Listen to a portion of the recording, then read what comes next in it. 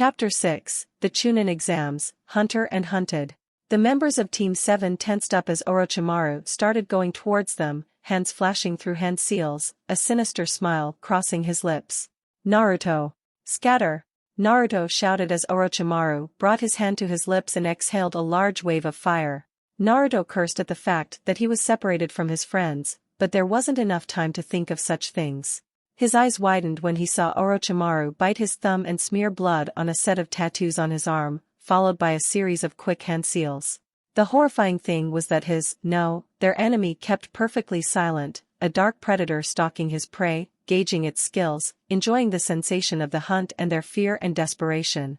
Naruto was painfully aware that this enemy was far beyond his skills. The only way to buy them time would be to trick him somehow, but that wouldn't be easy, as the clearing was covered with smoke. "Oh shit," a summoning jutsu Q rather bluntly explained. Naruto's reaction was delayed for just a split second, but that was more than enough for the massive sneak to leap from the cloud of smoke and try to swallow the unfortunate blonde.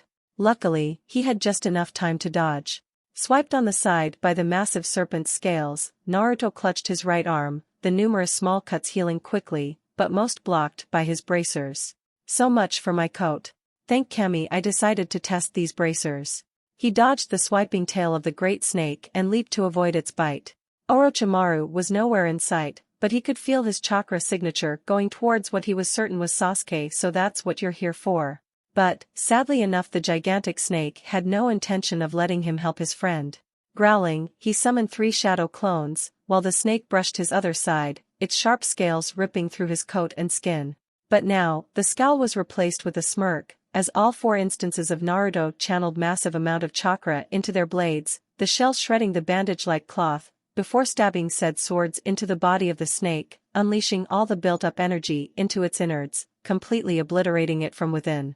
The drain dispelled the clones, and Naruto used his limited knowledge of medical jutsu to fix up the wounds a bit, letting his healing factor take care of the rest. Now where did the other snake go, he wondered as he panted, trying to find any of the familiar chakra signatures, and smiled when he sensed a strong group heading his way. Jumping up to a nearby tree and heading up towards where he sensed Sakura and Sasuke, he once more focused his senses and prayed he would be on time. "Sakura!" The pink-haired girl loudly swore as she kept dodging blow after blow from a pair of clones of Orochimaru. She had been separated from both Naruto and Sasuke. The two waved their kunai, raining blows aimed at her chest, neck and head. Numerous cuts covered the girl's arms. Sakura appraised her options. Her genjutsu was utterly useless against them, she knew better than to even try. Ninjutsu? They're clones, they should be weaker than the real thing, right? "What's the matter, little girl? You're not afraid, are you?" the clone taunted as he swiped at her once more. Sakura deftly dodged the blow. "Perhaps we should just kill you and go play with Sasuke-kun," the other taunted, getting a rise from her. "Think, damn it, what did Kakashi-sensei say about fighting stronger enemies? What did Naruto say?" She made a small smile as she remembered the blonde's words. She had prepared. Pulling out 4 of the prepared kunai from her belt, she prepared for her plan. She knew only a few water jutsu, as per her affinity, but that would have to do the trick. There was still enough water and moisture from the rain. She jumped back from the 2 clones, who instantly followed.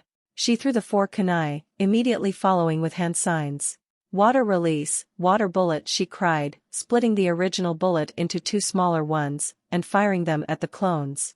She smirked at the clones dodged first the kunai then the bullets. She pulled the well-hidden ninja wire attached to the kunai as they spun back towards the 2 clones. The kunai, fitted with exploding tags, whirled around their necks, and promptly exploded, reducing them into nothing more than piles of mud. She smiled at her success and popped a chakra pill into her mouth, preparing to go after her teammates. Sasuke. At a fair distance from the others, Sasuke Uchiha was deeply concerned for his survival. The battle was not going well, or more accurately it wasn't going at all. Orochimaru was attacking and Sasuke was dodging, not even getting a chance to slip a single hit past the man's sword. He recognized the blade from the books he read, Kusanagi, the longsword of the heavens. A single cut from that poisonous blade could end his life, and so far, his clothes sported multiple cuts, but since they were quite loose, none of them nicked his skin. "Just like a little rabbit, you try to escape from the one hunting you," Orochimaru chirped with a wicked grin that set fear into Sasuke's heart. What the hell is this guy? He thanked the heavens for the thick woodlands around him. Jumping from tree to tree gave his mobility a good boost as he leaped around, dodging blow after blow. Sasuke recognized the small stream as the one next to their camp. Sakura and Naruto had set up traps there. I could use them to my advantage. Rushing off towards the camp with Orochimaru in tow, he kept dodging the various jutsu-generated projectiles that Orochimaru kept sending at him. Just how much chakra does this maniac have? The campsite was finally in sight, and Sasuke smirked as his Sharingan allowed him to identify most of the traps. Now all that was left was to pull the enemy in, and spring the traps. Orochimaru charged in after the boy. He had already detected the traps but was curious as to how the boy would use them. After all, it would do no good to have a weak and stupid body, now would it? Sasuke aptly dodged the blows from various traps around him, mostly because his Sharingan was able to see through them. Intentionally tripping a wire, he dodged to the right, as a massive log came crashing down, and almost hit the snake Sannin, missing only because of his unnatural flexibility and years of experience. Cursing, he waited for Orochimaru to get close, before simultaneously tripping two other traps, sending a rain of kunai and senbon needles at their location, while using substitution to get out of the way. A short grin replaced his scowl when he saw Orochimaru riddled with projectiles, but that quickly faded as he collapsed into a pile of mud. The process was repeated many times, each trap deftly avoided by the older ninja, who was constantly grinning. Sasuke decided to finally spring the last set of traps at the same time, as there were only 3 left. Drawing Orochimaru to the small clearing next to the camp, he used his kunai to cut the 2 wires, while pulling the third one with his hand. Orochimaru stood still as a hailstorm of projectiles now descended on him. He grinned. The grin never faded as Orochimaru dodged kunai, shuriken, senbon needles, explosive tags, rocks, logs and even a few larger boulders, and Sasuke was sweating and panting as they stopped for a moment. That was entertaining, Orochimaru said in a polite tone. Let's move on to the next phase of the test. Test? Sasuke wondered, but his thoughts were quickly interrupted when the snake Sannin started going through hand seals. Wind release, great breakthrough, he calmly spoke as he exhaled a blast of wind. Sasuke used chakra to hold himself to the ground, but the wind started cutting him up in many places. But he still stood. What the hell is he doing? He acts like he's trying to kill me, but then he chooses weaker attacks. And he did mention something about a test. Not bad, little Sasuke, he said with a sinister grin, flashing through hand seals again and sending a large ball of fire towards him, but you're still no match for your brother. In that moment, Sasuke snapped. He was afraid, nervous, angry, tired, and that last comment simply broke the dam. The fear was gone, and so was the rage. The world stood still as he felt a burning pain in his eyes. The color from the world bled away, and 2 figures appeared before him. One was his brother, Itachi, the other was Naruto. Both had a sad look on their faces. You will have to choose, little brother, the figure of the older Uchiha said in a kind but sad tone. Naruto simply nodded. What is your choice? To lose yourself to your rage and desire for vengeance? To embrace your hatred of me? Or to let it go? The Naruto figure added. The choice is finally yours. Sasuke stood shocked at the situation in front of him. A moment ago, he was in the middle of a fierce battle, and now he was talking to what were probably the 2 most influential figures in his life. To embrace the hatred or to let it go, he thought as the 2 figures stood still before him. His mind raced through his memories. The day of the massacre, the academy afterward, the time with Team 7, the crazy picture the 4 of them took, where he and Naruto were scowling at each other while Sakura and Kakashi were smiling. He realized something. He wasn't alone. Even if he wanted to stop his brother, he wasn't alone anymore. And he didn't have to be ever again. And I called Naruto a dope, he thought as a smile came to the raven-haired boy's lips. Thank you, he said to both figures, who in turn smiled back at him. The flood of emotions was gone, and color returned to his world. What he didn't notice was that the Sharingan of his eyes was swirling wildly, the 2 tomo splitting into a third. The world started moving once more, but everything seemed slowed down to him. He easily dodged the fireball heading for him. He could actually stand and study the hand seals that Orochimaru was using one by one. With a wide grin, he realized what was happening. On the other side of the duel, Orochimaru was considering whether to be happy or annoyed. He decided to settle for the second when the boy returned the jutsu he had just sent at him. Things were definitely not going according to plan. Then again, things rarely did in life. He made a smile, a downright scary construction on his face as his snake-like tongue hissed. Sasuke enjoyed watching the world in slow motion. The pull on his chakra was hard, but now it was much easier to dodge the attacks of his enemy. He watched the shadowy form of Orochimaru perform each action a few moments before the original, giving him just enough time to react accordingly. His chakra was too low for more than a few jutsu, but he had just enough to start using the gloves that Naruto made for him, or the wakizashi. Deciding to keep the sword sheathed, he started pulling out shuriken from the seal, each charged with a small amount of lightning chakra. Orochimaru raised a curious eyebrow at the action but kept throwing his own kunai at the boy, mixing it up with a few jutsu. Now Sasuke was even more sure that Orochimaru wasn't really trying to kill him. Pulling the 8 shuriken he had between his fingers, he prepared his jutsu. Fire release, Phoenix fire, he yelled as he launched 10 small fireballs at his enemy, who smirked and blocked them with his sword. Orochimaru cursed as he failed to notice the shuriken hidden right behind the fireballs, each passing just a moment after he shifted his guard. None of them dealt serious damage, but the small charge they all had messed a bit with his muscles. He also noticed a number of chakra signatures heading his way. While he could probably beat them, it wasn't worth the risk. "Kukuku, looks like it's time I stopped playing around Sasuke-kun," he said, licking his lips in the process, which sent a shiver up Sasuke's spine. Sasuke tensed as his enemy charged at him, deftly dodging the kunai he started throwing as a last resort, hoping to at least buy some time. Naruto cursed as he ran. He could feel the others closing in, but now he could also see the damnable snake closing in on his friend. He almost tripped when he saw his neck extending and the fangs heading straight to bite the boy on the neck. "Please let me make it on time," he quietly prayed, sending all the chakra he had into his feet. As he drew closer and closer, so did the head of the snake Sannin to its victim. Anko, supported by a full tracker team of 4 ANBU, was chasing after Naruto's no longer suppressed chakra signature. But what she saw made her blood freeze. Sasuke was on his back a couple of meters from Naruto, who was lifted 2 feet from the ground, with Orochimaru's fangs stuck in his neck. She knew what it meant too well. A few meters away, Sasuke was lying on the ground trying to piece together what just happened. In one moment he was staring down into Orochimaru's yellow-slitted eyes as he brought his head forward to bite him. He was too exhausted to move when he felt a pull. In the next moment he was a couple of meters away from the snake Sannin, who was now biting Naruto on the neck. He dropped the boy's unconscious body to the ground, visibly displeased, before he turned, looking somewhere behind Sasuke. "Anko-chan, it's been a while, what brings you here?" Orochimaru asked in a polite tone. Anko's blood was now boiling. That slimy bastard had messed up another life, and it was the life of someone important to her. "I'm going to fucking kill you," she said in her sing-song voice, the emotions behind it enough to make even Orochimaru nervously twitch. Not overly fond of the idea of an unfavorable fight, for him, he decided it was a good moment to make a strategic retreat. "Although I'd love to stay and talk about old times, I really must be going," he said in a mock-sad voice, dropping Naruto to the ground as he sank into the ground before Anko had a chance to reach him. The blonde boy lifelessly fell to the ground before starting to shiver violently. Sasuke, who had barely recovered from the events, got up and rushed to his friend's side, joining Anko, who was already there, and was soon joined by a tired Sakura.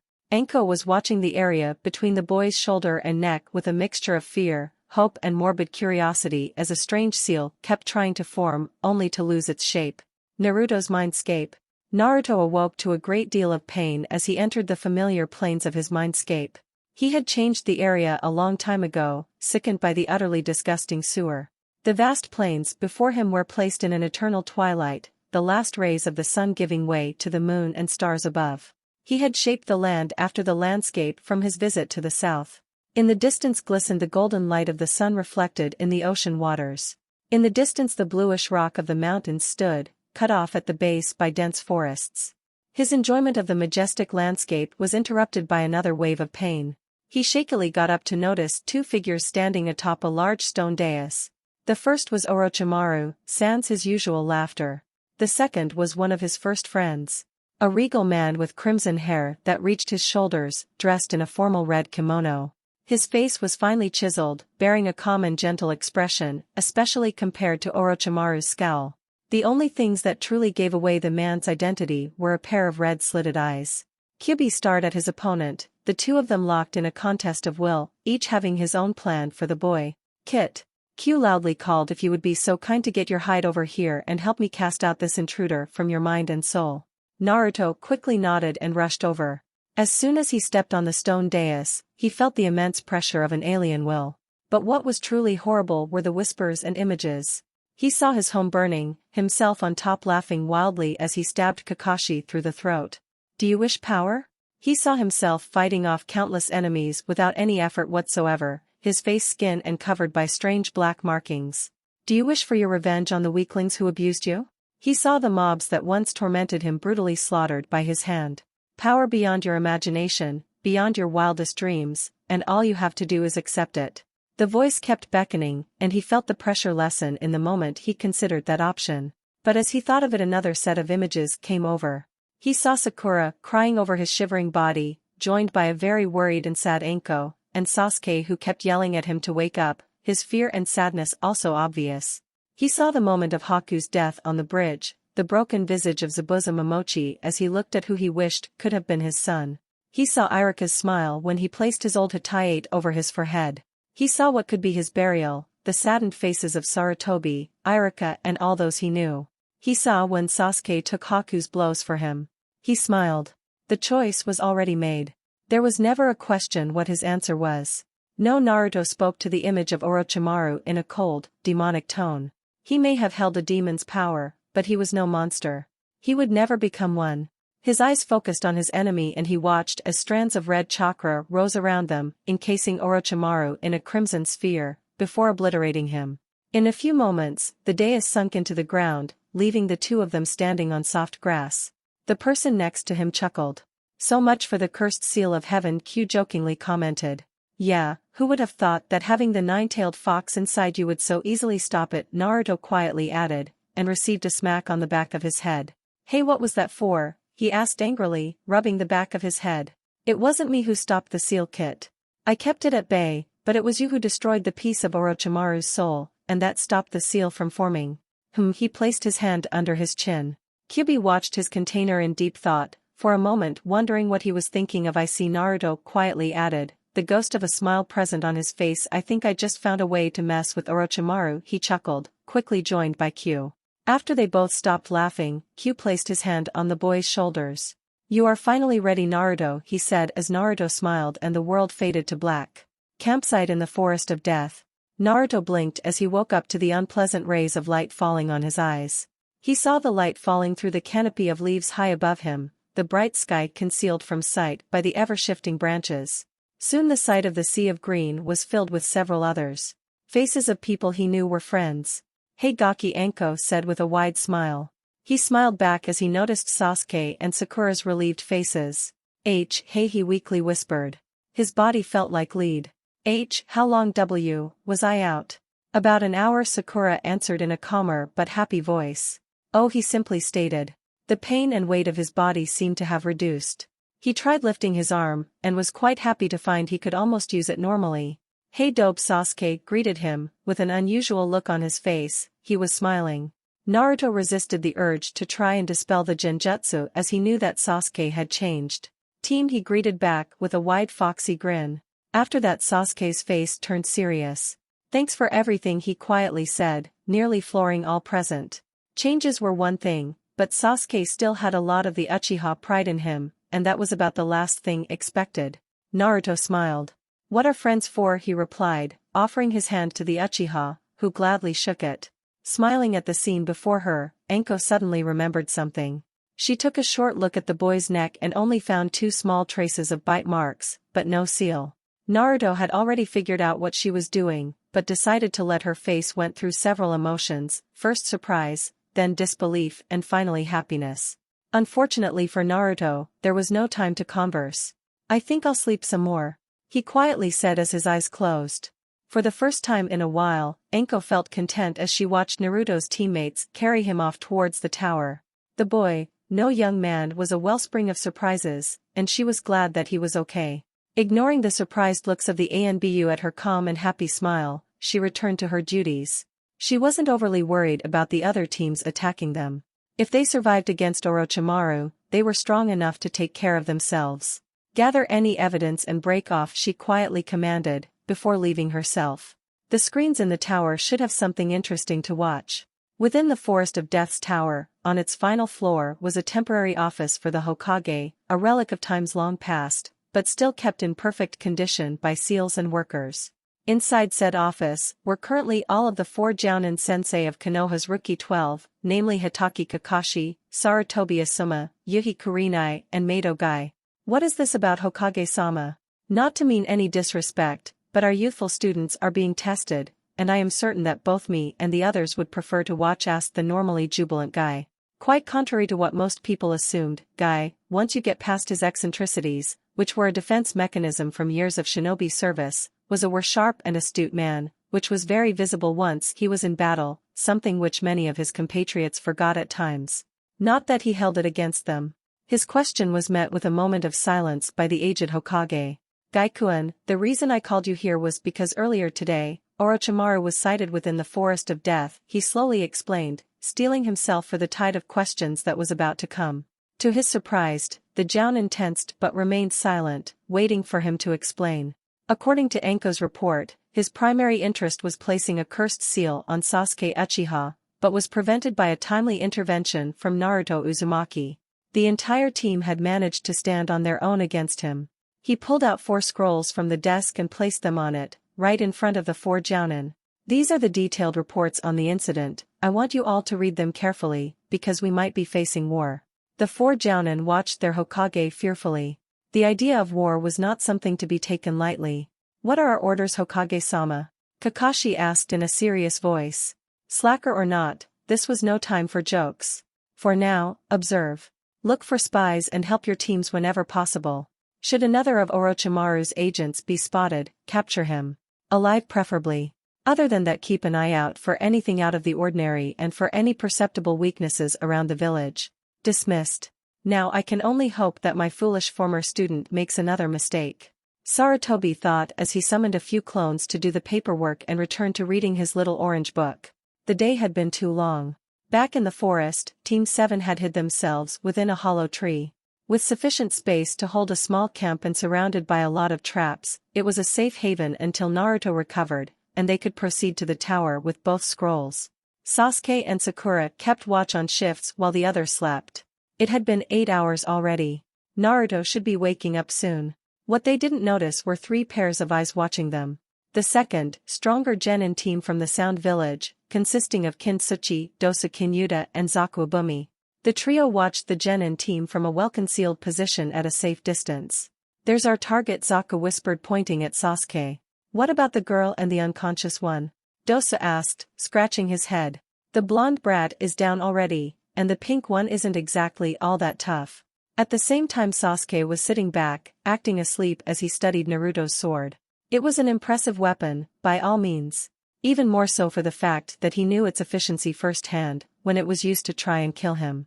Ever since they got back from Wave, Naruto had taken the time to help both him and Sakura with their ninja skills. He smiled when he remembered how much he had improved from his simple and easily applicable advice. His skills skyrocketed within weeks. How was he doing it all wrong before was still beyond him. And why had he helped him? Because he believed Sasuke to be his friend. He gripped the hilt of the sword and placed it next to Naruto's sleeping body, before returning to the state of being half asleep. Through his half-closed eyes, he noticed Naruto's hand move. Naruto had finally woken up after a long and rather rejuvenating sleep. He blinked at the natural wood above him, but just as he was about to move to check where he was, he felt 3 unknown chakra signatures. Silently cursing, he turned his head to the side and spotted Sasuke, and thanked Kami that his friend was watching him. He quickly got into a series of hand signals, the silent way of communication mostly used by ANBU operatives in the field. 3 signatures, unknown, high genin level chakra, 50 meters straight out. Call Sakura back here, he quickly signaled his friend, and was not disappointed when he did as asked. Hey Sakura, he quietly called, while waving the girl to come over. Sakura quickly responded and walked to them, noticing the now awake Naruto, who told her, still using hand signs, not to say anything about him and for the 2 of them to start talking. He felt the 3 start moving towards them. Keep ready, I'm leaving a clone and dropping into the ground so I can attack them from behind, Naruto quickly signaled to the 2. 2 short nods, and Naruto grabbed his sword, and started sinking into the earth as a clone of himself appeared over him. Sasuke and Sakura were getting ready. Sasuke prepared his wakizashi while Sakura pulled out a scroll, an unsealed pair of elongated kunai, made for close quarters, further enhanced by Naruto's seals. They both slowly walked out towards their enemies. Sakura calmed down, while Sasuke assumed his arrogant Uchiha look that he had perfected over the years, idly wondering what their crazy teammate had thought up for their opponents this time. Sakura, on the other hand, was in a much better mood than her companion. She was perfectly aware of her shortcomings, but after facing the Snake Sannin, the trio that had been sneaking up on them was a joke. True, she didn't sense their chakra, but then again, Naruto always was in a class of his own. The two dueling kunai she had were bought a few weeks ago, and while she was decent with them, it were the enhancements that did the job. She trained her butt off so that she could use them properly. The Sound Nin watched the two walk out of their tree shelter, a smirk covering 2 out of 3 faces. The only one who wasn't smirking was Kin, who smelled a trap. Unfortunately, her 2 teammates were overconfident, and she doubted that they would listen. Lord Orochimaru is going to kill us if we fail, she whispered to herself.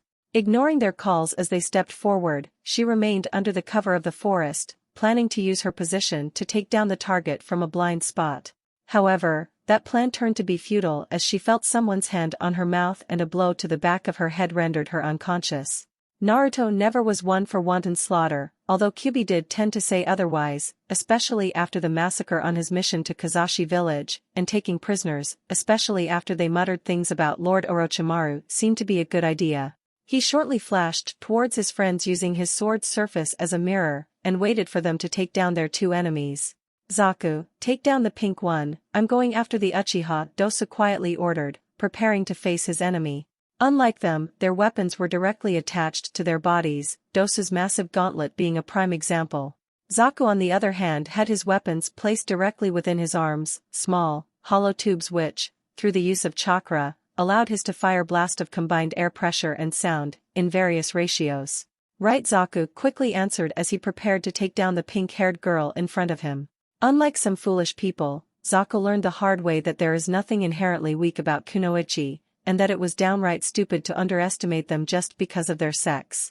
Straightening his arms in front of him, with his palms, Sakura watched the man curiously as she charged, looking for a weakness in his defenses. What she didn't expect was a blast of invisible force that sent her to the ground with a wide gash on her left arm. What the hell did he do, she wondered. She had noticed a wave of something, but was still uncertain. The 2 kunai were now fully charged with chakra, and she was ready for a brawl, if she could only get close to her enemy. Smoke bombs, she thought as a thoroughly evil grin crossed her features. In the other fight, Sasuke was doing his best to protect himself from the strange high-pitched screeching that he heard in his ears. His balance was failing him, and he could barely stand. Damn it, I can't fight him without the Sharingan. So much for testing myself, he mused, although he was well aware that conventional tactics were little help against an attack like this. Drawing high chakra to his eyes, he felt the immediate relief as his balance returned and the world once more slowed down, the color slightly bleeding from it. Now that he looked more carefully, he could see the waves of chakra around him coming out of his enemy's metallic gauntlet. But his own gloves were no joke either. He quickly peeled out his blade, and channeled all the chakra he could through the gloves and straight into the sword, the cackle of electricity now loud enough to attract the other's attention as Sasuke charged his opponent, completely unperturbed by the sound waves that should have crippled him. His foe pulled out a couple of kunai and tried hitting him, but that was useless. The benefits of Sasuke's Sharingan easily outweighed whatever damage his enemy was capable of doing from a range. Now he only had to avoid being hit. Pulling the most out of his chakra reserves, he enhanced his speed, vanishing in a blur as he struck the metallic gauntlet. Dosa's one visible eye twitched for a moment as the surge from the sword entered his body, and the gauntlet began cracking. Dosa collapsed from the electrical shock with a wide bleeding wound on his arm. Naruto contently watched the fight from his bush with a restrained Kin lying on his lap who was still out. Ninja wire combined with chakra suppression seals did wonders for restraining foes. The fights, as always, were entertaining to watch. He was mildly disappointed that Sasuke had to rely on his Sharingan, but was glad to spot the 3 tomo in his eyes and the rather creative use of the gloves he made for him. Now why didn't he think of that? Sakura was having a harder time as she didn't have Sasuke's eyes to help her out. He watched as the girl managed to adapt fast enough to dodge the blows of air sent by her opponent based solely on his aim. He was impressed. 2 months ago, Sakura was still a weak fangirl who didn't use her sizable head for anything except for planning how to get together with her Sasuke-kun. Now, the girl had turned into a competent, if not deadly kunoichi, capable of holding her own against stronger opponents. He was proud of his own interference into her training along with adding a few small pieces of equipment. Once more he was glad that he listened to his tenant's advice. Sakura dodged blow after blow from her opponent, using her clones to draw his attention whenever possible. She got a good idea and proceeded to use it. Since clones are nothing more than an image, she physically entered one, letting it leave a moment later. The point was simple. From her enemy's point of view, unless he could tell them apart, it was impossible to know which of the two was now the original and which was the clone. Zaka loudly cursed her wit as she kept using the clones to surround him, charging them all in and keeping herself at his back. He started shooting waves like mad, trying his best to finally find the real one when he felt a pair of blades stab him in the arms, completely disabling them before a third blow came to his family jewels, completely knocking him out. Once more smiling at his teammates' improvement, Naruto raised the unconscious girl, placing her over his shoulder as he walked out of his bush. His team was slightly winded, while he was in perfect condition without as much as a stain except for his shredded sleeves. "One of these days, Naruto, you've gotta teach me how to sneak around like that," Sasuke jokingly said while sheathing his wakizashi. As soon as he deactivated his eyes, he felt the dizziness return full force as he lost his balance and fell down, only to be caught by Sakura before passing out from chakra exhaustion. "Nice work, Sakura," Naruto complimented her, while gesturing to her fallen foe. The girl smiled, and blushed for a moment. She still wasn't used to his genuine compliments on her skill.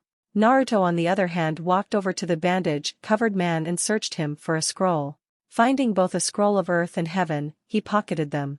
Noticing Sakura watching him with a bit of curiosity, he decided to explain. "Less competition later on," he shortly stated before summoning 3 clones.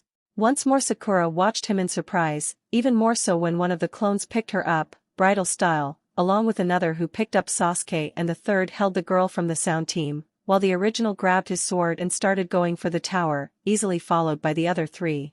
As they went more towards the tower, the forest turned thicker and thicker, forcing them to go along a much longer path or cutting through whenever possible. After about an hour, his female prisoner finally woke up, trying to free herself, until she realized that she could neither move nor use her chakra. "Don't even try it. The boss has a few questions for you once we reach safety," the clone carrying her quickly explained. Seeing no option for escape, Kintsuchi resigned herself to her fate. Chapter 7, The Chunin Exams, The Tower. Not very far from the tower, Naruto decided it was time to set up camp and do some light questioning. The others aside from his prisoner were asleep. He slowly walked over to her, all the while studying her expression. She was afraid, but of what he wasn't all that sure. Perhaps she'd be willing to reveal a few pieces of information. He summoned a few clones to keep watch before sitting down in front of her. She glared at him defiantly, but something about it seemed out of place. Considering the entire situation, he started the preparations. Pulling out a blank seal tag, he quickly formed the seal for a silence barrier before activating it. A near-invisible barrier formed a dome around them, snuffing out all sound coming from the outside. After that, he pulled out a set of Senbon needles, sticking one into a pressure point of each of her limbs, paralyzing them, before cutting of the ninja wire used to tie her up. Once more checking the chakra suppression seal, he calmly sat down. Inside he was sickened by what he was about to do. He didn't enjoy the idea of interrogating someone by using fear, but he knew just how important this information would be. "We can do this the easy way. I ask a few questions, you answer them, and if I'm content I'll let you go as soon as we reach the tower," he said in a polite but firm tone. "And if I won't?" the girl asked, speaking for the first time, mostly because her gag was finally removed. Naruto's face darkened. "Suffice to say that it won't be pleasant," he retorted humorlessly. Kin swallowed hard, while the young man in front of her was supposed to be a genin. Everything about him screamed experience and skill.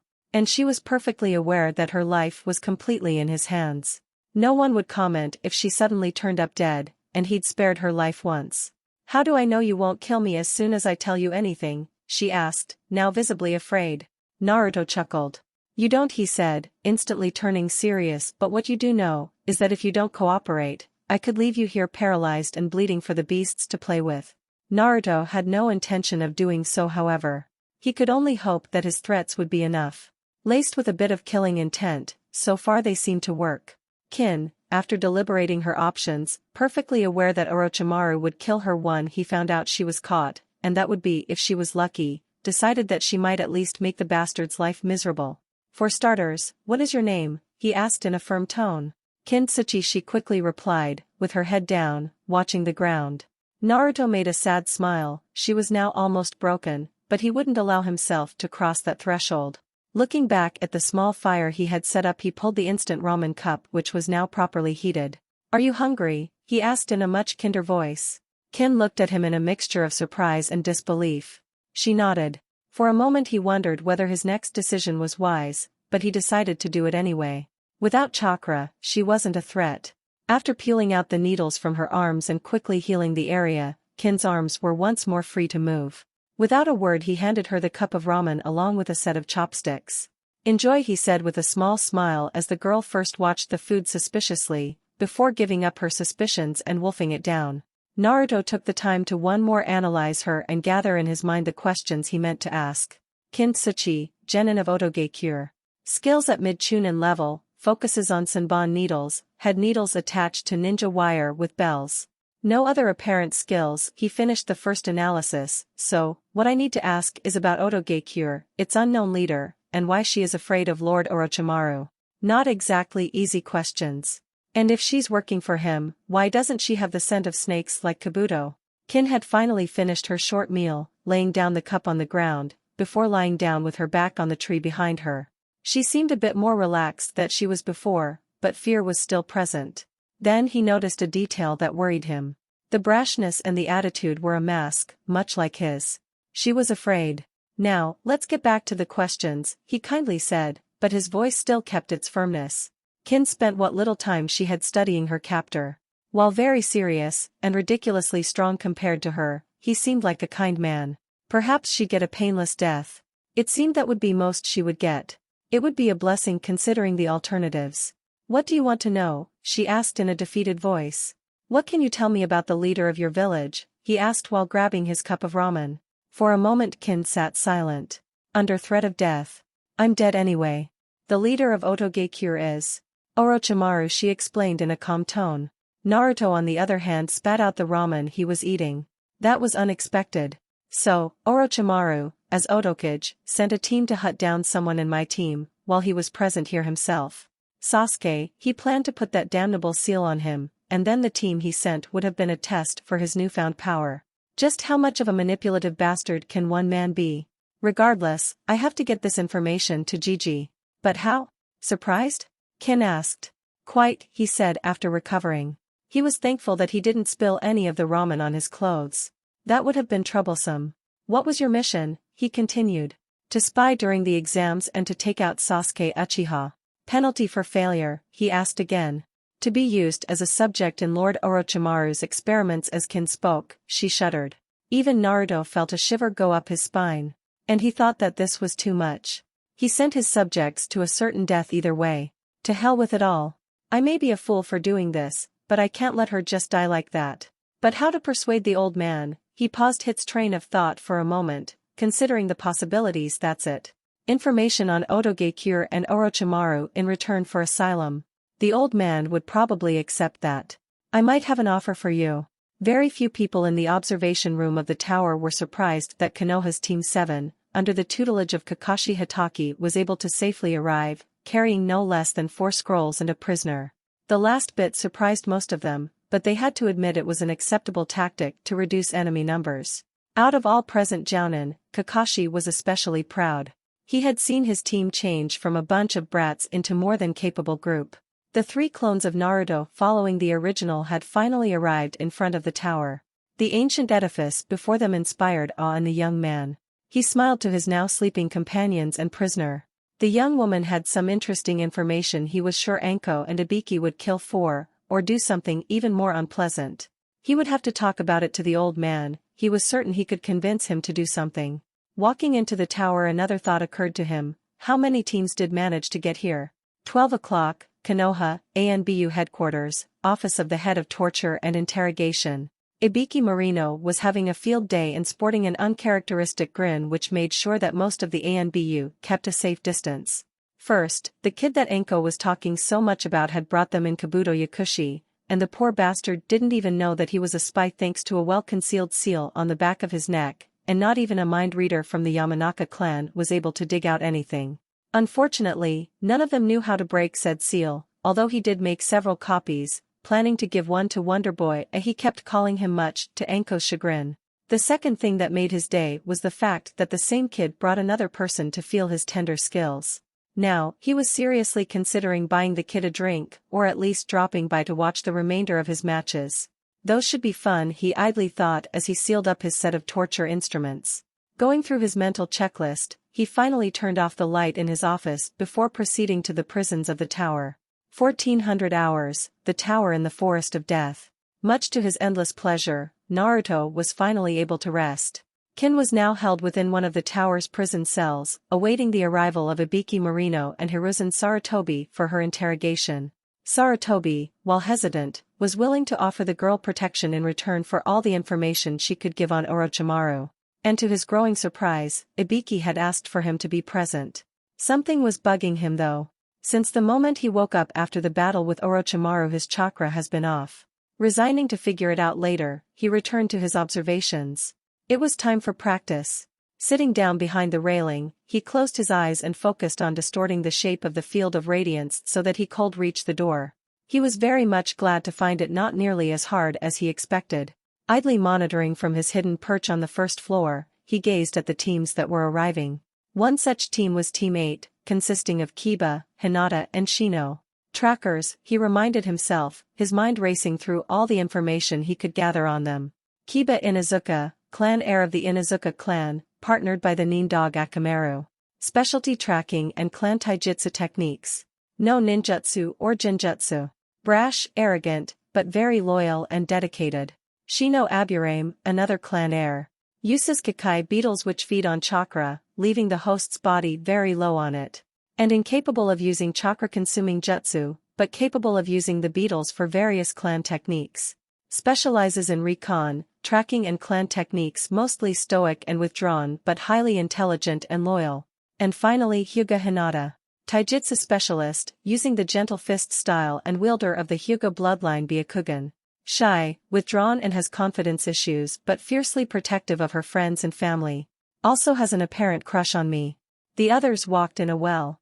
Team 10 under Sarutobi Asuma, the Ino Shikacho trio, just like their parents before them. Decent level of skill, but nothing special. Out of the three, Shikamaru Nara was the one to be feared for his intellect, which he was more than willing to use should the situation call for it. At other times he was a lazy bum. His control over shadows was his strong point. Ino Yamanaka, a mind walker like her father, is dangerous, but not overly so. Another fangirl apparently. Chuji is probably the strongest out of our generation, a pure taijutsu expert. Despite his usually calm attitude, he is not to be underestimated. Two interesting teams. Naruto silently mused, well, best get going. And that he would have done had he not seen something that provoked his curiosity. One of the sleeping rooms had its door open, and inside was Gaara, lying on his bed curled up and crying while whispering something.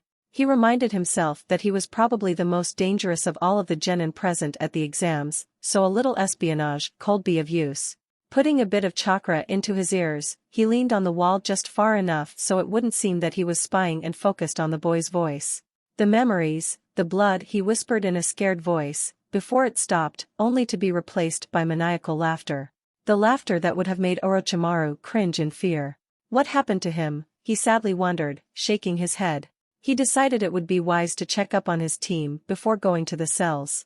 Making sure that his teammates were okay, Naruto started climbing towards the higher levels of the tower where the prison cells were. The dark stone of the corridors lent a depressive feeling to the whole place, but the lighting in the form of faintly glowing seals were something that he found very interesting. Idly running various theories through his mind as to how the deed was done, he didn't notice that he reached the prison until he bumped into the back of a guard. "Watch where you're." "Oh, it's you, Naruto." Naruto raised his head only to be met by the porcelain mask of Cat, otherwise known as Yugao Yuzuki. "Hello, Cat-san," he replied in a friendly tone, minding her mask. "Is Ibiki here?" "Hi. Go right in," she quickly replied, letting him through into the interrogation room. The small room that Naruto now found himself in was simple. Stone floor, stone walls, and only a lamp to give light. In the middle was a single wooden table and 4 chairs. In one sat Kintsuchi, in the other across from her was Ibiki Marino. On one side was Hiruzen Sarutobi and on the other an empty chair awaiting him. Sarutobi smiled in greeting, while Ibiki merely stared at Kin. Naruto kept quiet and sat down on the free chair. The tension in the air was palpable as the predator stared down its prey, although from the way the two were looking at each other it wasn't really sure which was which. Thankfully, said tension was easily broken by the loud sound of a door being slammed into place, courtesy of Yugao. Sarutobi coughed, drawing the attention of all 3 present to himself. Naruto was surprised at what he saw. Gone was the kindly old man that he loved, a grandfather. In his place was the professor, the god of shinobi, the 3rd Hokage in all his might, a veritable titan whose indomitable will imposed itself on whatever dared go against him and whose cunning intellect making enough calculations within a moment to make a Nara weep in jealousy. Naruto's reaction was a mixture of surprise and awe to what he had seen. He knew that inside there was still the care and kindness, but he was once more the legend that had struck fear into the hearts of Konoha's enemies. He couldn't help but grin. "So young lady, are you willing to cooperate?" he asked in a stern voice laced with just enough killing intent to show how serious he was. "Hi," she quickly replied. However, unlike before, there was a hint of hope in her voice. "I see. Ibiki here will be in charge of your questioning. He will make sure that all you're telling us is the truth. If we are both pleased, you will be placed on probation for 3 months and after that, accepted as a citizen of Konoha. If you're still willing to be a shinobi, you will also be offered a position. Fair?" "Hi. More than fair." "Good. Now Naruto, I expect a full report on the incident as soon as this part of the exams is over. Ask Kakashi for help on it," Sarutobi quickly explained before getting up and leaving the 3 of them behind. Naruto got up to leave as well, but he felt a strong hand pushing down his shoulder. "Stay for a few more minutes," Ibiki shortly said in his usual gruff voice. "There's something I want to talk to you about." Nodding to the scarred man, Naruto sat down. Kin on the other hand just kept silent through the whole ordeal. She had a chance. She could actually stay alive. So much for the Leaf-Nin being heartless bastards, as Orochimaru put it, she happily mused. Ibiki pulled out a small paper and passed it to Naruto. "Look at it later, then tell me if you can break it without killing the person it's on," he explained. Naruto barely noticed the minute tone of annoyance in his voice, annoyance at the fact that the thing on the paper was beyond his skills. Naruto nodded once more, and placed the paper into his pocket. "Now that that's settled, take a seat and let's chat," Ibiki finally added, his face turning expressionless as he returned to his job. Naruto sat on his chair, and let his additional sense do the job of reading them as he closed his eyes. Sasuke woke up to a splitting headache. Loudly groaning, he opened his eyes to an unfamiliar ceiling and an even more unfamiliar bed. He turned to his sides and noticed 2 more beds in the room, on one of which was Sakura, peacefully sleeping. Rubbing his aching temples, Sasuke slowly got up. Taking a short look around, he noticed all of his equipment carefully sorted on a chair next to his bed. Sakura's equipment was similarly sorted and Naruto's was mostly missing, except for his red coat which was lying on the 3rd bed. "So he brought us here and walked off, typical," he grinned. This was probably the tower, and since they had not 2, but 4 scrolls, he was pretty sure they passed. Well, perhaps taking another nap might not be such a bad idea. Within his temporary office, Sarutobi once more grumbled at the sheer amount of trouble the exams brought up. However, the whole mess had its brighter points, and Naruto was the one responsible for most of them. He pointed out a spy during the first phase of the exams, brought in a very useful source of information during the second. Now that his former student Jiraiya was here as well with additional information about a possible invasion, he had all the information needed to stop Orochimaru before he got a chance to do something. But there was a bit that seriously annoyed him. One of his ANBU caught an assassin going for Naruto. Under Ibiki's tender mercies, it took him no longer than 15 minutes to spill his guts as to who paid him. It was definitely time to remind the civilian council just who ran this village. And he had such devious ideas. For the first time in months, Naruto felt truly tired. Having climbed up the outer walls to the roof of the tower, Naruto watched the night sky, the thousands of stars even clearer now that he was away from the village lights. The silvery sphere of the full moon cast its light on the troubled boy as he gazed at his right palm. Within it, placed over his oath scar, was a simple medallion, a silver snowflake attached to a simple silver chain, a parting gift from a friend. If one looked closer, he would see tears welling up in the boy's eyes. Beside him lay an oversized sword, its surface glistening in the moonlight. Sighing sadly, Naruto returned the necklace to its rightful place around his neck and lay down to watch the stars one more time, trying hard not to think of what he had learned during the interrogation. The news were disturbing, but then again, his world was not one known for maintaining the sanity of its inhabitants. One other thing, or rather, person returned to his thoughts constantly. He made a small smile as he thought of her, but decided that as much as he enjoyed it, it really wasn't the time for daydreaming. His thoughts once more returned to the matters at hand. Now that the old man knows, what do we do about it? He asked no one in particular, before sighing again. He really did that too much these days. There were better things to do, such as working on his seals. A devious smirk crossed his lips. He still had 2 days of free time. Time skip, 3 days later, the end of the second part of the exams. 8 o'clock, tower in the Forest of Death, ground level. It was finally time. The test ended with a grand total of 8 teams reaching the tower in time. The remaining 16 teams were either dead, late, or gave up. All of the Konoha rookies were there, teams 7, 8, 9 and 10. The Sand team was there as well, joined by a single team from Mist and Stone, and much to Naruto's surprise, the team from Sound that his team personally dismantled. He smelled the old man's interference in that, but he always knew what he was doing, these days more often than before. He threw a curious glance at the Kage booth, where he spotted an unusual figure at the Hokage's side apart from Anko. A large man, with long spiky white hair and red markings beneath his eyes. Thanks to his recent studies, he was a bit more aware of Konoha's finest. That's Jiraiya, the Toad Sage. Wonder what he's doing here? He also noticed an unnaturally large grin on the old Hokage's face. His further musings were interrupted by the arrival of a man in a Chunin vest, another proctor for the exams. The 24 remaining genin instantly calmed down. Greeting Kof, my name is Geku Hayate, and I will be the proctor for this part of the exams. Before you can proceed Kof to the third part of the Chunin exams, there will be a round of Kof preliminary matches, according to the rules. The screen, he points to a large screen on the wall behind him, will show the pairings. At that point, names started flashing over the screen until it showed a pair. Inuzuka Kiba vs Rock Lee. Everyone Kof except the 2 contestants leave the arena. The other genin quickly evacuated the arena, climbing to the stands that surrounded it. Naruto decided to watch this battle very carefully. Lee maybe was unable to use chakra, but he was a taijutsu prodigy, something that he himself couldn't claim. Kiba on the other hand wouldn't be as much of a problem. Hayate stood back as Lee and Kiba stared each other down. This is going to be an easy one, Akamaru? That's the guy who can't even use chakra, Kiba jokingly asked, while his dog barked in response. Naruto made a mental note of the fact. Lee merely laughed before replying, let's have a good match. Begin. Hayate shouted before jumping back. Let's go, partner. Kiba shouted and dropped into his stance, hands on the floor in a half crouch. Akamaru jumped on his back, in preparation for his family's jutsu. However, Lee wasn't going to wait for Kiba to finish his jutsu and instantly charged him. Not bad, Kiba-san, but you're too slow, Lee added as he slammed his fist into Kiba's face. Kiba loudly cursed as he flew back and slammed into the wall. Kiba picked himself up from the rubble, and his canine partner quickly joined him.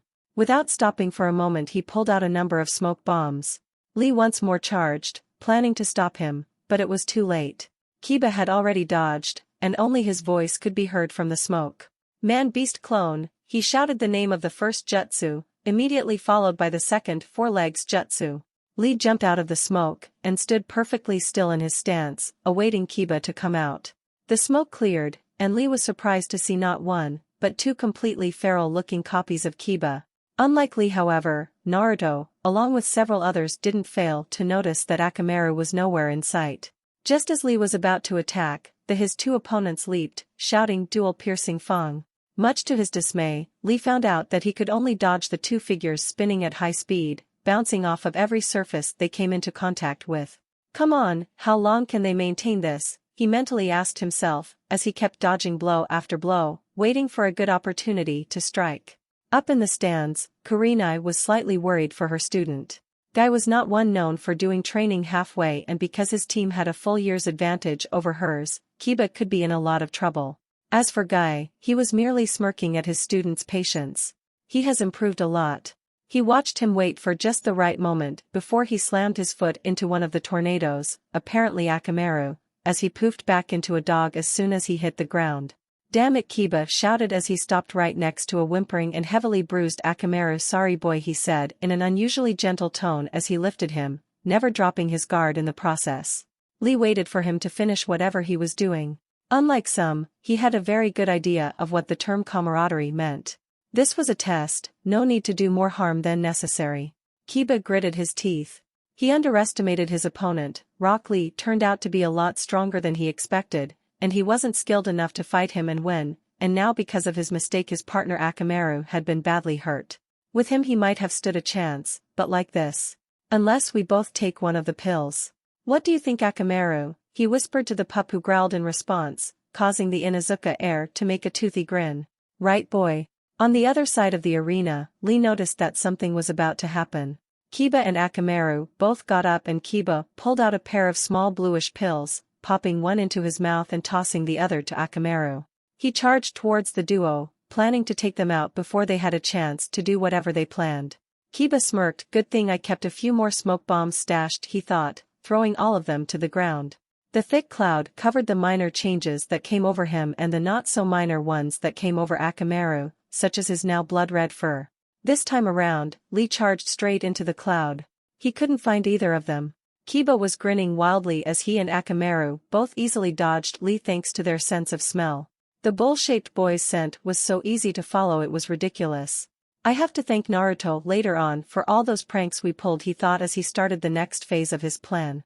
Within the smoke cloud, Lee was now battered by even faster attacks than before.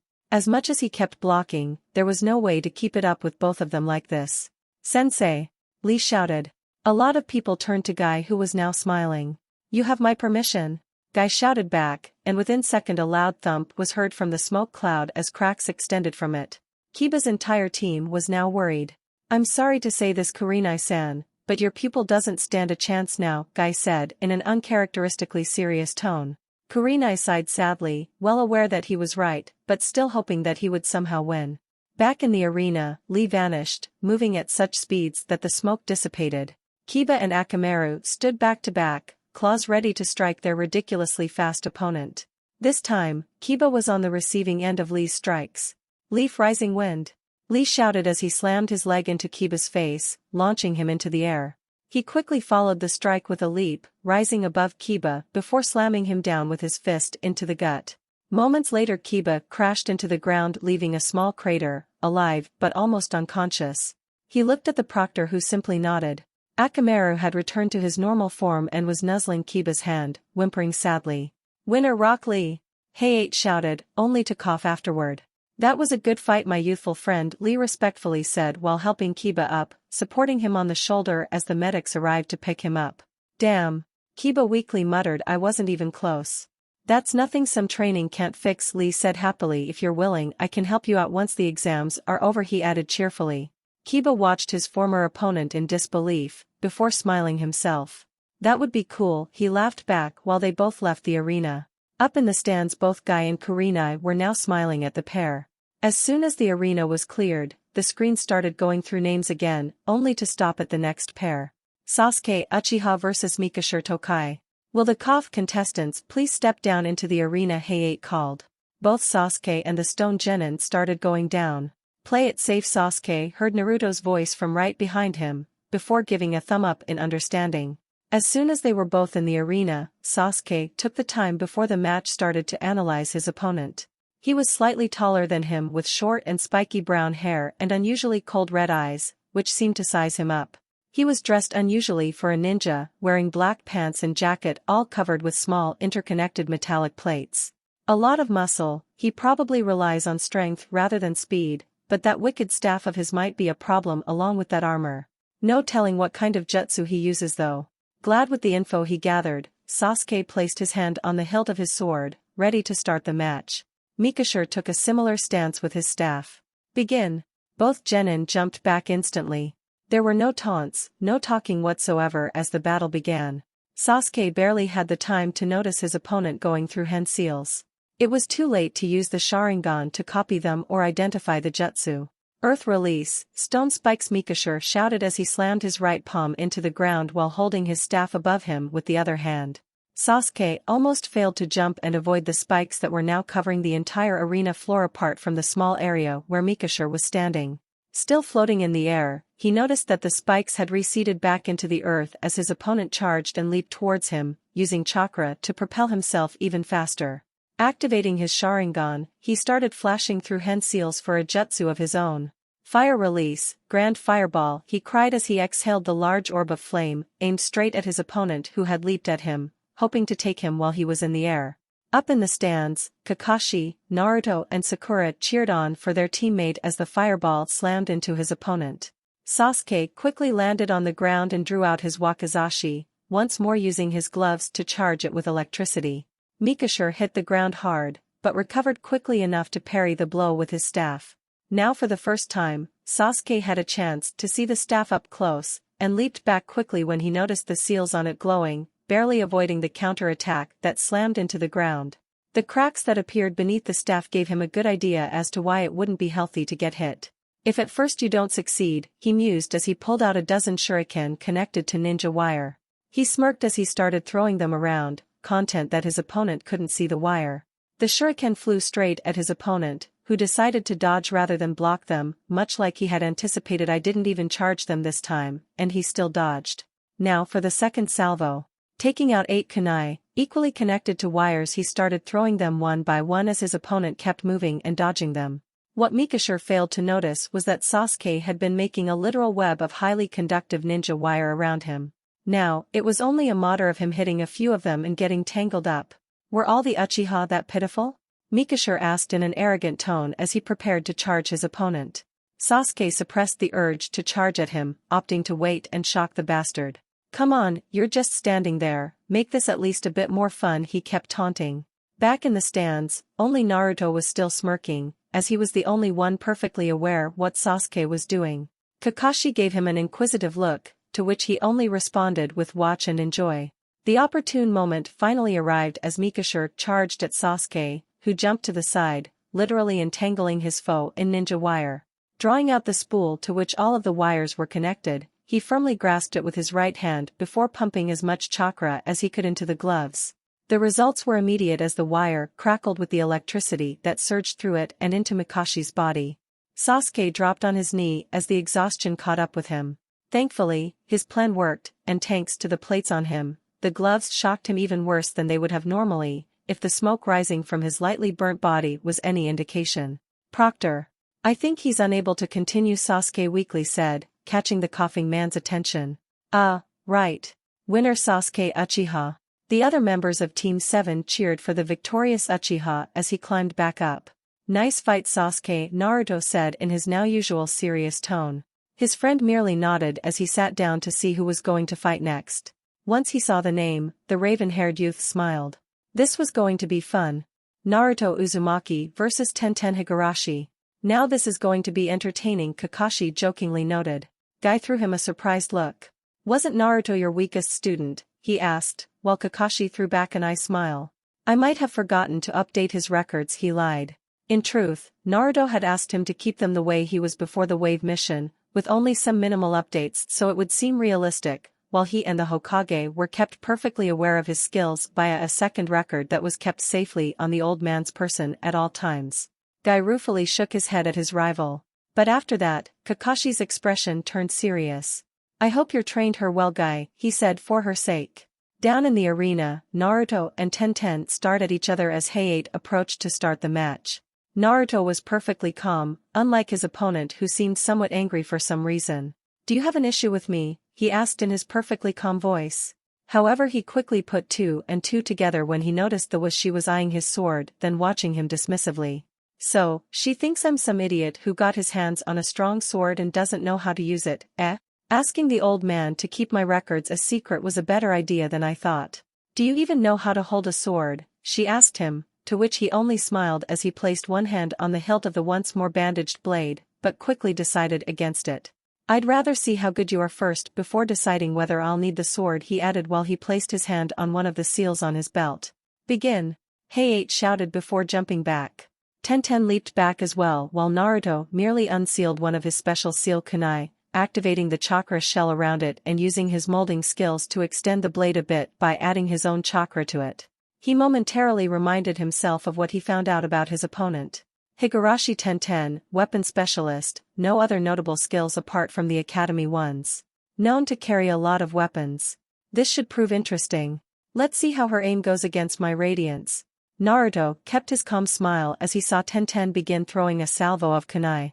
He stood perfectly calm until the kunai reached the edge of his sphere. He calmly closed his eyes as he sidestepped all 10 of them. With his free hand, he lowered his hatayate over his eyes. Kakashi was now worried, but not for Naruto as Guy thought. Kakashi, what is that boy doing? Sigh. Thanks to his unconventional training, he has sharper reflexes than most Chunin, let alone genin. Dodging and parrying 100 projectiles would be no challenge for him. Next to Kakashi, Sasuke was laughing. Sakura merely watched with a smile on her face. And to think he's not even using jutsu, a stoic Shino commented from the sides. He had seen Naruto in action once, and if nothing else, he certainly wasn't worried for the blonde. He knew how to take care of himself. In the arena, Naruto kept dodging wave after wave of weapons, until he finally decided to test his kunai and the usual variant. Focusing on an incoming kunai, he sliced straight at it, only to be surprised when the shell of chakra broke off from the blade and cut straight through the kunai, before flying off towards Tenten. That was unexpected, he thought out loud, causing many to sweat drop. On the other side, Tenten was getting worried as well. She had tried most of her tactics on her opponent and each and every one had failed. She had expected an idiot of an opponent, but he was no joke, in fact he was beating her blindfolded. I'm afraid you're at a disadvantage, Naruto tried to explain in his infuriatingly calm voice. Sasuke and Kakashi, along with a few others, recognized how this manner of speech perfectly resembled Itachi. You see, I've been training some of my skills by blocking or dodging vast numbers of projectiles at a time. So without going all out, you don't stand a chance of hitting me. Tenten silently cursed as she planned her next move. Naruto was apparently willing to wait for her. Well, that's gonna bite him in the back, she gingerly thought as she prepared 2 scrolls. Picking up the minute chakra signature of her scrolls, Naruto lifted one side of his hatayate, putting it very much like Kakashi, who in turn felt very proud of his student. Up in the stands, Shikamaru, Shino and Neji carefully studied Naruto's moves and tactics, each trying to figure out what the blonde enigma was doing. Out of them, Shino was the least surprised, but the only one who knew what the result of this match would be for sure was Shikamaru. She's going to lose and badly, he quietly said. In the Kage box, 3 figures watched Naruto's fight with great interest. Anko was enjoying herself, while Sarutobi merely watched the boy with pride. The only one who was amazed was Jiraiya, who hadn't expected that much skill from the boy. He was also the only one to notice the dome of chakra that covered the entire arena. The gaki is good, he muttered. You have no idea, Anko added while giggling, which promptly caused the two to take a step away from her. Scrolls? Naruto asked with very little emotion. Inside he was giddy to see another scroll technique at work. Tenten smirked at him, confident that her move would land at least a few blows. Just don't get surprised when it kills you, she added in a serious voice. Now very interested, Naruto lifted the other end from his eyes. He watched the girl pull out a small pair of scrolls, holding them both in one hand before unrolling in the air and smearing her blood on both. What's she gonna use? Chakra converters? Exploding seals? A ton of weapons? Damn, I wanna know. He's done for, trained or not, there's no way he can avoid that move, Guy confidently said, while Kakashi shook his head. He hasn't even begun to fight Guy. The scrolls instantly began releasing smoke and flew up in the air, quickly followed by Tenten. Secret technique, twin rising dragons, she shouted as the 2 smoke dragons rose with her, only to glow brightly for a moment and unleash a veritable wall of metal heading straight in his direction. Naruto's eyes widened for a moment. He couldn't possibly block and dodge all of those with only the kunai. Cursing his bad judgment of his opponent, he quickly plunged a decent amount of his chakra into the sword on his back, the familiar sound of chakra shredding cloth signifying that the sword was free. The feedback from the field of radiance was incredible. There had to be hundreds. No, nearly 1,000 projectiles heading straight at him. Quickly funneling as much chakra as possible to his arms to increase speed, he started blocking each and every projectile. Damn, I didn't expect this many projectiles. Wait, what's this behind them? Wires. Shit. He mentally cursed as he began cutting down the fine assortment of shuriken, kunai, senbon, even usually non-throwable weapons were added to the mix, which he found out as he sidestepped an oversized hammer. With every move, the shell of chakra around the kubikiri hocho kept shredding the ninja wire attached to the weapons, so that when the barrage was finally over, less than 100 projectiles still had their strings attached. Tenten tried pulling them up, but they too were soon disabled. She watched her opponent with newfound respect. He had blocked and dodged his way through her strongest attack with nothing but a giant sword. No jutsu whatsoever. How? She asked while getting up from the floor. Training. Lots and lots of downright scary training. The last time I tried blocking projectiles there were over 100 of them, so this is a new experience for me, he said with a small, but genuine smile, which soon vanished when he noticed the handle of a kama sticking out of his leg, the blade having pierced straight through. Cursing for a moment, he pulled it out, throwing the bloodied weapon aside as his hand was encompassed by green chakra. He can use medical jutsu as well? Kurenai asked Kakashi, now even more curious about the blonde. Frankly, I don't think there's an area he can't learn. Kakashi answered in his serious voice. Inside he was damn proud of the boy for showing all of them just how capable he was. The wound on his leg healed, Naruto decided it was time for a little showing off. Since you were kind enough to show me your technique with scrolls, it's only fair I do the same, he said with a wide smile. Tenten suddenly felt the temperature drop by a few degrees. Up in the stands, Kakashi once more looked at the boy with wide eyes. He perfectly remembered what that move of his did to a fully trained enemy ninja. The girl wouldn't stand a chance if he hit her with it. He only hoped that Naruto knew what he was doing. Guy, remember when I told you that I hoped you trained her well? Yes? Guy said/asked. Well, the shit is about to hit the fan. He started fighting seriously, Kakashi nervously said. Tenten watched as Naruto pulled out a set of 3 scrolls, each of them in a different color. One was brown, the other white and the third red. The brown one was attached to a kunai. Ready, Tenten-san? This is not going to be pretty, 'cause I finally finished this move. She swallowed hard at his words as he began the sequence. He rapidly bit both his thumbs before throwing the red and white scrolls in the air, unfurling them in the process, and smearing his blood along both.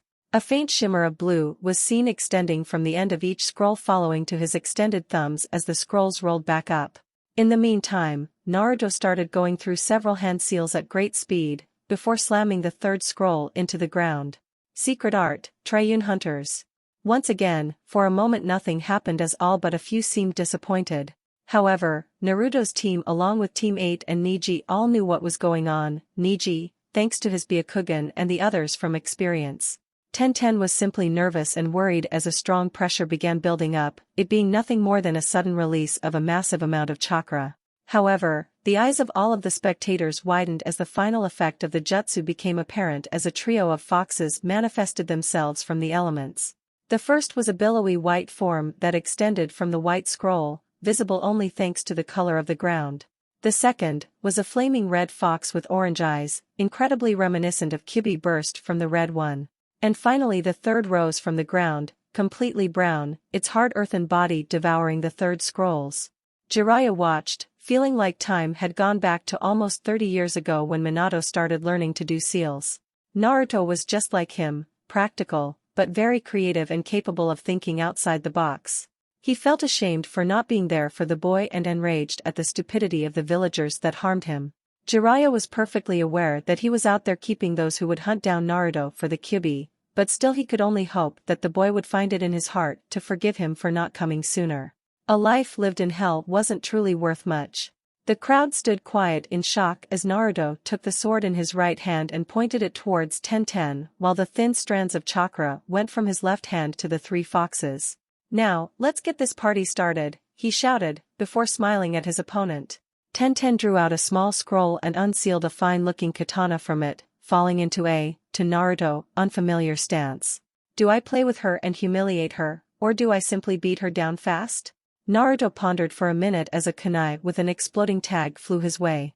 Fast it is. He quickly charged forth, the massive sword not slowing him down in the least as he moved into the reach of his enemy's sword. Tenten tried to stab him before he managed to bring the sword down, but found that the brown fox was nowhere in sight, and that her sword was no longer moving.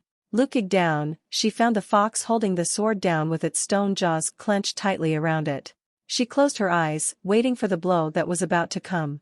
"Do you yield?" came a cold voice, but there was no pain. She opened her eyes. The massive blade of the Kubikiri Hocho was an inch from her neck and the remaining two foxes were aiming at her heart. But neither of those two was what scared her into silence. It was a pair of brutally cold and calculated eyes that stared at her. "I asked, do you yield?" He repeated the question. "Hi," she stuttered. In an instant, the coldness from both voice and eyes vanished, leaving a calm but happy face. She fell down to her knees, exhausted, while Naruto looked untouched by the match apart from a few holes in his clothes. Dismissing the elemental foxes, he picked the girl up along with her sword and carried her off to the stands above while Heiei shouted winner Naruto Uzumaki. Up in the Kage box, all three looked astonished at the blonde boy. All three could have sworn it was Minato Namikaze standing there that 1 minute when he asked the question. There was no killing intent and it was still scary enough.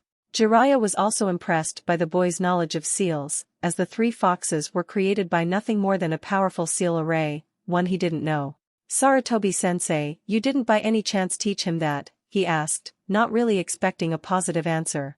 "No," replied a downright happy Hokage, "he made it himself with knowledge from a certain book I gave him." Jiraiya smiled for the boy. "Sensei, have you told him about his?" "Not yet, but I intend to as soon as this part of the exam is over." "It's about time he knew." Jiraiya sadly sighed. "I think he'll give you a chance, Jiraiya. He's a lot smarter than anyone would have guessed, but he's still the kind boy all of us here have grown to love." Anko listened to the two talk, but for one reason or another, she had a rather good idea of whom they were talking about. "Seriously, just remove the whisker mark and he's a spitting image of him." She also felt very proud of Naruto, and, although she'd never admit it, she was thinking about him a lot recently. She was also deeply surprised to feel jealous of the fact that he was carrying the weapon. Girl, why the hell am I feeling jealous now? She'd have to talk to Kurenai about it, but for now cheering for the blonde Gaki's victory was something she was more than willing to do. Naruto walked up the stands carrying Tenten before putting her down safely. As soon as he did that, his team moved in to congratulate him. But before he did anything, he held his hand to the girl. "It's been a fun match," he started, running the back of his head while smiling sheepishly. "Would you mind sparring from time to time?" he asked in a very happy voice. Tenten looked at him strangely, but only nodded before smiling herself and shaking his hand. If anything, she had to admit that his smile was infectious. Guy took care of his student before nodding respectfully to Naruto, who simply smiled as he rejoined his team and received the due congratulations. He was, after all, going to the finals. Before finally settling down to watch the next match, Naruto looked at the aged Kage and his 2 companions who were both cheering for him, and as much as he was happy for making the old man proud, something about Anko's smiling made his heart flutter. Chapter 8, The Chunin Exams, Revelations. Out of all the matches that would be fought that day, the one Naruto won would have the greatest impact. His first real display of skill left many stunned or speechless. The dead last and dope of his generation had not only beaten an older ninja, but had used something that was clearly a new and most likely self-created seal technique, something that wasn't seen from the times of the 4th, while fighting blindfolded for most of the fight. And he didn't even break a sweat from it all. Naruto, on the other hand, took the attention in stride, joking with his friends and answering all questions pertaining his skill vaguely enough that they couldn't actually learn anything from his answers. The exchange only lasted for a few minutes before Heiei once more got his bearings and announced the next match, the pairings now clearly visible on the screen. Ino Yamanaka vs Mirai. "Will Ino Yamanaka and Mirai enter the arena?" Heiei loudly exclaimed, without coughing this time. Said pair quickly descended. Chuji and Shikamaru wished Ino good luck, but the girl was worried. Mirai was someone she knew nothing about, except for the fact that she was from Mist, and that she could only see her green eyes. Her body was covered by a flowing silver-gray robe along with a scarf that covered her face and a wide-rimmed straw hat. A pair of plated leather gloves covered her hands.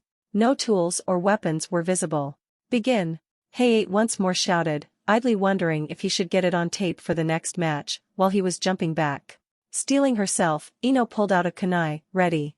She prepared herself to try and possess her enemy's body, but then she noticed a dragon heading towards her. She lost consciousness as soon as it struck. Up in the stands, only 3 genin managed to figure out what happened, although the jounin had a much easier time. Genjutsu, and 2 in rapid succession.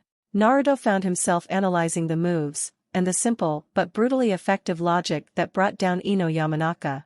The first one was completely sealless, creating just enough cover to conceal the hand seals for the second one, which created something in her mind, while Mirai shunshined right behind her and slammed the butt of her kunai into base of her skull, instantly knocking her out.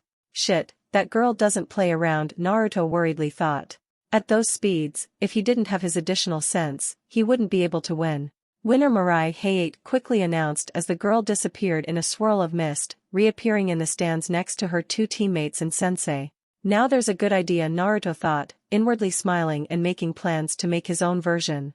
The next match was announced as soon as Ino was taken from the arena by her two teammates. Dosa Kinyuta vs Chuji Akimichi. Within the arena, Dosa was sweating bullets.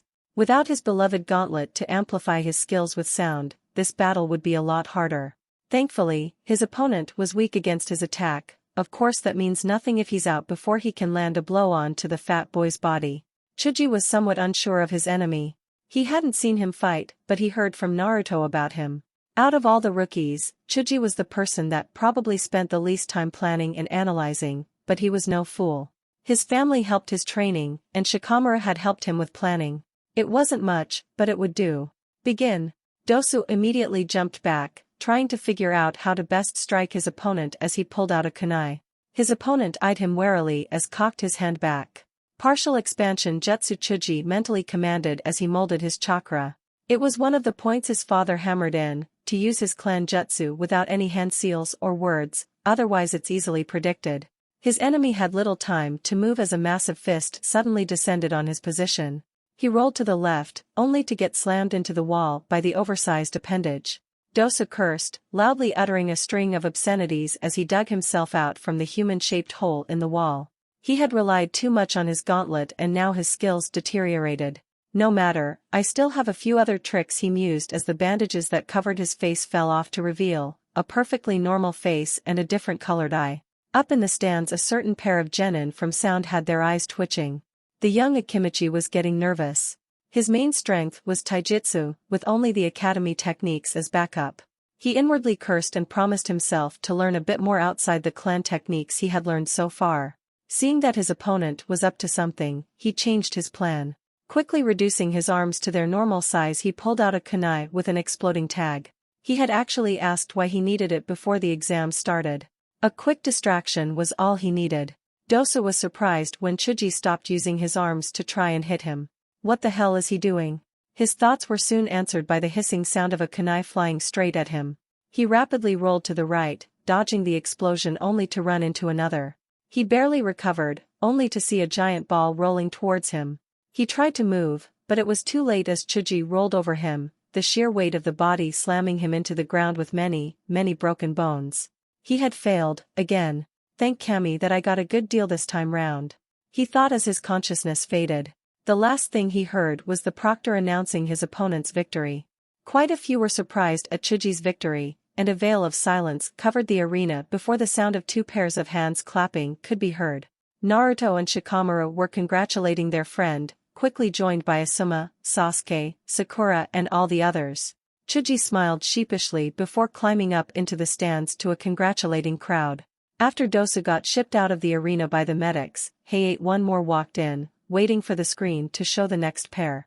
Sanmura Tokai vs Kankuro Sabaku. Will the contestant cough please come into the arena, Hayate announced as the two nin slowly walked down. Since this was the first match without participants from Konoha, everyone watched carefully. Both contestants took their time to study each other as they entered the arena. Sanmura was a wiry youth, barely 12, but lithe and agile. The two kunai strapped to the arms of his brown leather jacket were apparently the only weapons he carried. Kankuro was unconcerned by his brown-haired opponent, although the menacing red eyes were something that at least mildly concerned him. Sanmura lazily observed the nin dressed in what he could only describe as a catsuit. The wrapped-up bundle on his back on the other hand might be something to be concerned about. He smirked evilly as he pulled out the kunai. Begin. And, nothing happened. Both parties stood perfectly still, waiting for the other to move first. With another smirk, Sanmura started going through hand seals. Deliberately slow. Kankuro watched his enemy suspiciously, trying to figure out just what the hell was he doing. His eyes widened when the earth of the arena began crumbling as a large draconic head rose. A pair of topaz yellow eyes were staring at him menacingly as the dragon head roared and began spitting balls of mud. Silently cursing his own stupidity, Kankuro dodged the balls, opting to throw a hail of poisoned senbon at his opponent, planning to keep his other weapon a secret for as long as possible. He also cursed himself for not carrying the second one to this part of the exam. Sanmuro was having the time of his psychotic life. If there was one thing he truly enjoyed doing, it was fighting. And killing. And a few other even less than sane things. Unlike his older sibling Mikashir, he had no issues when it came to killing people. And he was damn good at what he liked doing. With an insane smile, his arms began moving at crazy speeds as he flashed through hand seals before slamming his hands into the ground. Earth release, obscuring pillars, he shouted as a large number of 2 feet thick stone pillars rose from the ground. There was no more than a meter of space between pillars, just enough for a certain psychotic Nin to keep dashing through. Kankuro cursed yet again at underestimating his enemy. The boy was no pushover, and by the way he started moving, using the pillars as a running surface, he'd be hard-pressed to keep up. Time to start cheating, he jokingly thought as he pulled a substitution jutsu with his bundle. While seemingly nothing happened, he was already putting a plan into motion. One of the tricks he managed to pick up from his brother without the redhead knowing it, was the third eye, which he used very well in combination with his puppets. It also made the trick he was using now easy. Sanmura kept jumping from pillar to pillar, and if he wasn't safe inside the bundle with his chakra suppressed, he'd be worried. Just let the little psycho get close enough. The kid's almost as crazy as Gaara. Waiting for the perfect moment to strike, Kankuro almost missed the fact that one of the pillars went crashing down on him. Sanmura laughed as he leaped to pierce Kankuro's throat, only to hit hardwood. The insane smile instantly faded as a barrage of senbon, poisoned senbon in fact, flew out of Kankuro's mouth and slammed into his chest. Within a second, Kankuro's face peeled off, only to be replaced by that of a wooden puppet. Sanmura fell to the ground, dead. Winner Sabaka Kankuro! Hey-8 shouted as a team of ninja moved in to clear up the arena for the next match and remove the corpse of Sanmura Tokai. A few people were mildly concerned at the killing, but most of the genin didn't as much as blink. Death was a part of their lives, one they knew they'd all face eventually. For the first time, silence was the aftermath of a match as Hey-8 once more prepared to announce the next pairing. Nakai Kishijin vs Gaara Sabaku. But before the match could start, Nakai shouted, "I forfeit." As much he wanted to fight, Nakai had the gruesome opportunity to see just how Gaara fought in the forest of death. He knew he stood no chance of surviving, regardless of how good his sword skills were. Being crushed in sand was not on his to-do list. Gaara looked disappointed and murmured something about mother wanting blood.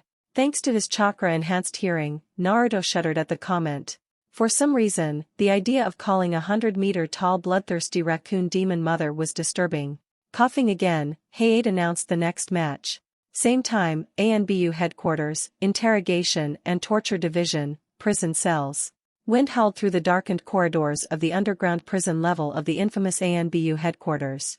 The IT division that ran this part of the building kept the place in optimal condition for breaking prisoners, something that made their job much easier. At the same time with the preliminary matches in the Forest of Death, a trio of shadowy figures moved along, checking each door. Number 16 muttered one of them, a deep male voice belonging to a man in his early 20s wearing an eagle mask. "That's Mizuki. We don't need him right now," commented a female voice this time. The cat-masked ANBU continued to the next cell. "This is the one we're looking for." The remaining two nodded as Cat opened the door. Inside was an unusual cell. Normally, prison cells here only had the essentials, a small surface for sleeping and a hole for waste. However, this cell, along with several others, were kept for prisoners who were kept here for their own protection for the time they needed to be off the face of the earth. The occupant of this cell was given a decent bed, along with a desk with a chair, a small lamp and a large stack of books, with subjects mostly concerning medicine. The occupant was one Yakushi Kabuto, medical prodigy and unwilling spy, much in thanks to a seal placed on the back of his neck by his former master Sasori of the Red Sands, only to have it changed by Orochimaru. The seal had a simple effect. When a keyword was uttered along with the addition of small amount of chakra, the bearer of the seal was placed under the direct control of its master. Outside that, the person remained completely normal. And to make things worse, the seal was near impossible to detect. Had they not searched his entire body for seals, they wouldn't have found it. If it weren't for Orochimaru's records from his time with the ANBU, it wouldn't have been possible to identify it. The silver-haired youth happily turned to his visitors, a kind, polite smile gracing his lips as he recognized his visitors. Cat, badger, wolf. He waved his hand from his chair as he removed his glasses and placed them on the desk. To what do I owe the honor of this visit? He asked in a kind tone. We might have something of interest for you, Cat replied with a small smile under her mask. Forest of Death, the Tower Arena. Naruto was bored out of his mind. The past several matches have been anything but entertaining, and he couldn't even read his book or study the scrolls he had on him. He thanked Kami for managing to finish the small job he was left with before the fights. Shino had managed to beat Chukai Torque without even breaking a sweat by draining his chakra. Shikamaru downright outsmarted Kintsuchi by slamming her head into the wall, even if she did manage to catch him in her bell-induced genjutsu. Temari Sabaku beat the daylights out of Zakuabumi. There were only 2 matches left. He silently prayed that Sakura didn't end up fighting against Niji. Heiei idly watched as the screen flipped through the 4 remaining names, finally stopping on Sakura Haruno vs Shin Tasai. Well, shit, thought the entire Team 7, Kakashi included. The genin, because the team looked imposing, and power was literally rolling of him. Kakashi on the other hand because he finally recognized the boy. Shin Deathbringer Tasai, probably the only genin in the shinobi world with an entry in the bingo book. A taijutsu expert rivaling Lee, except for the fact that he can use chakra. Unconfirmed reports place him with a lightning affinity. Over 100 confirmed kills of genin rank, 20 of chunin and even 1 jounin. He sadly put a hand on her shoulder. Sakura, no one will hold it against you if you decide to surrender this match. Sakura looked up to him, but what he saw surprised him. The look of burning determination he had only seen in Naruto.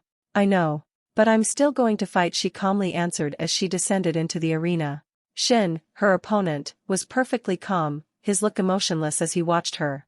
He was dressed simply, a pair of black cargo pants and a gray muscle shirt, along with ninja sandals. No kunai or scroll holsters. I commend your courage, he said in a polite tone, but it would not be wise to fight me. You could die. Sakura sighed. He was perfectly right, and a part of her believed that she could probably die in this match. But then again, she had accepted that possibility long ago when she made her first kill. I could die here, or on any other mission. I accepted those odds when I became a shinobi, she replied in a calm voice.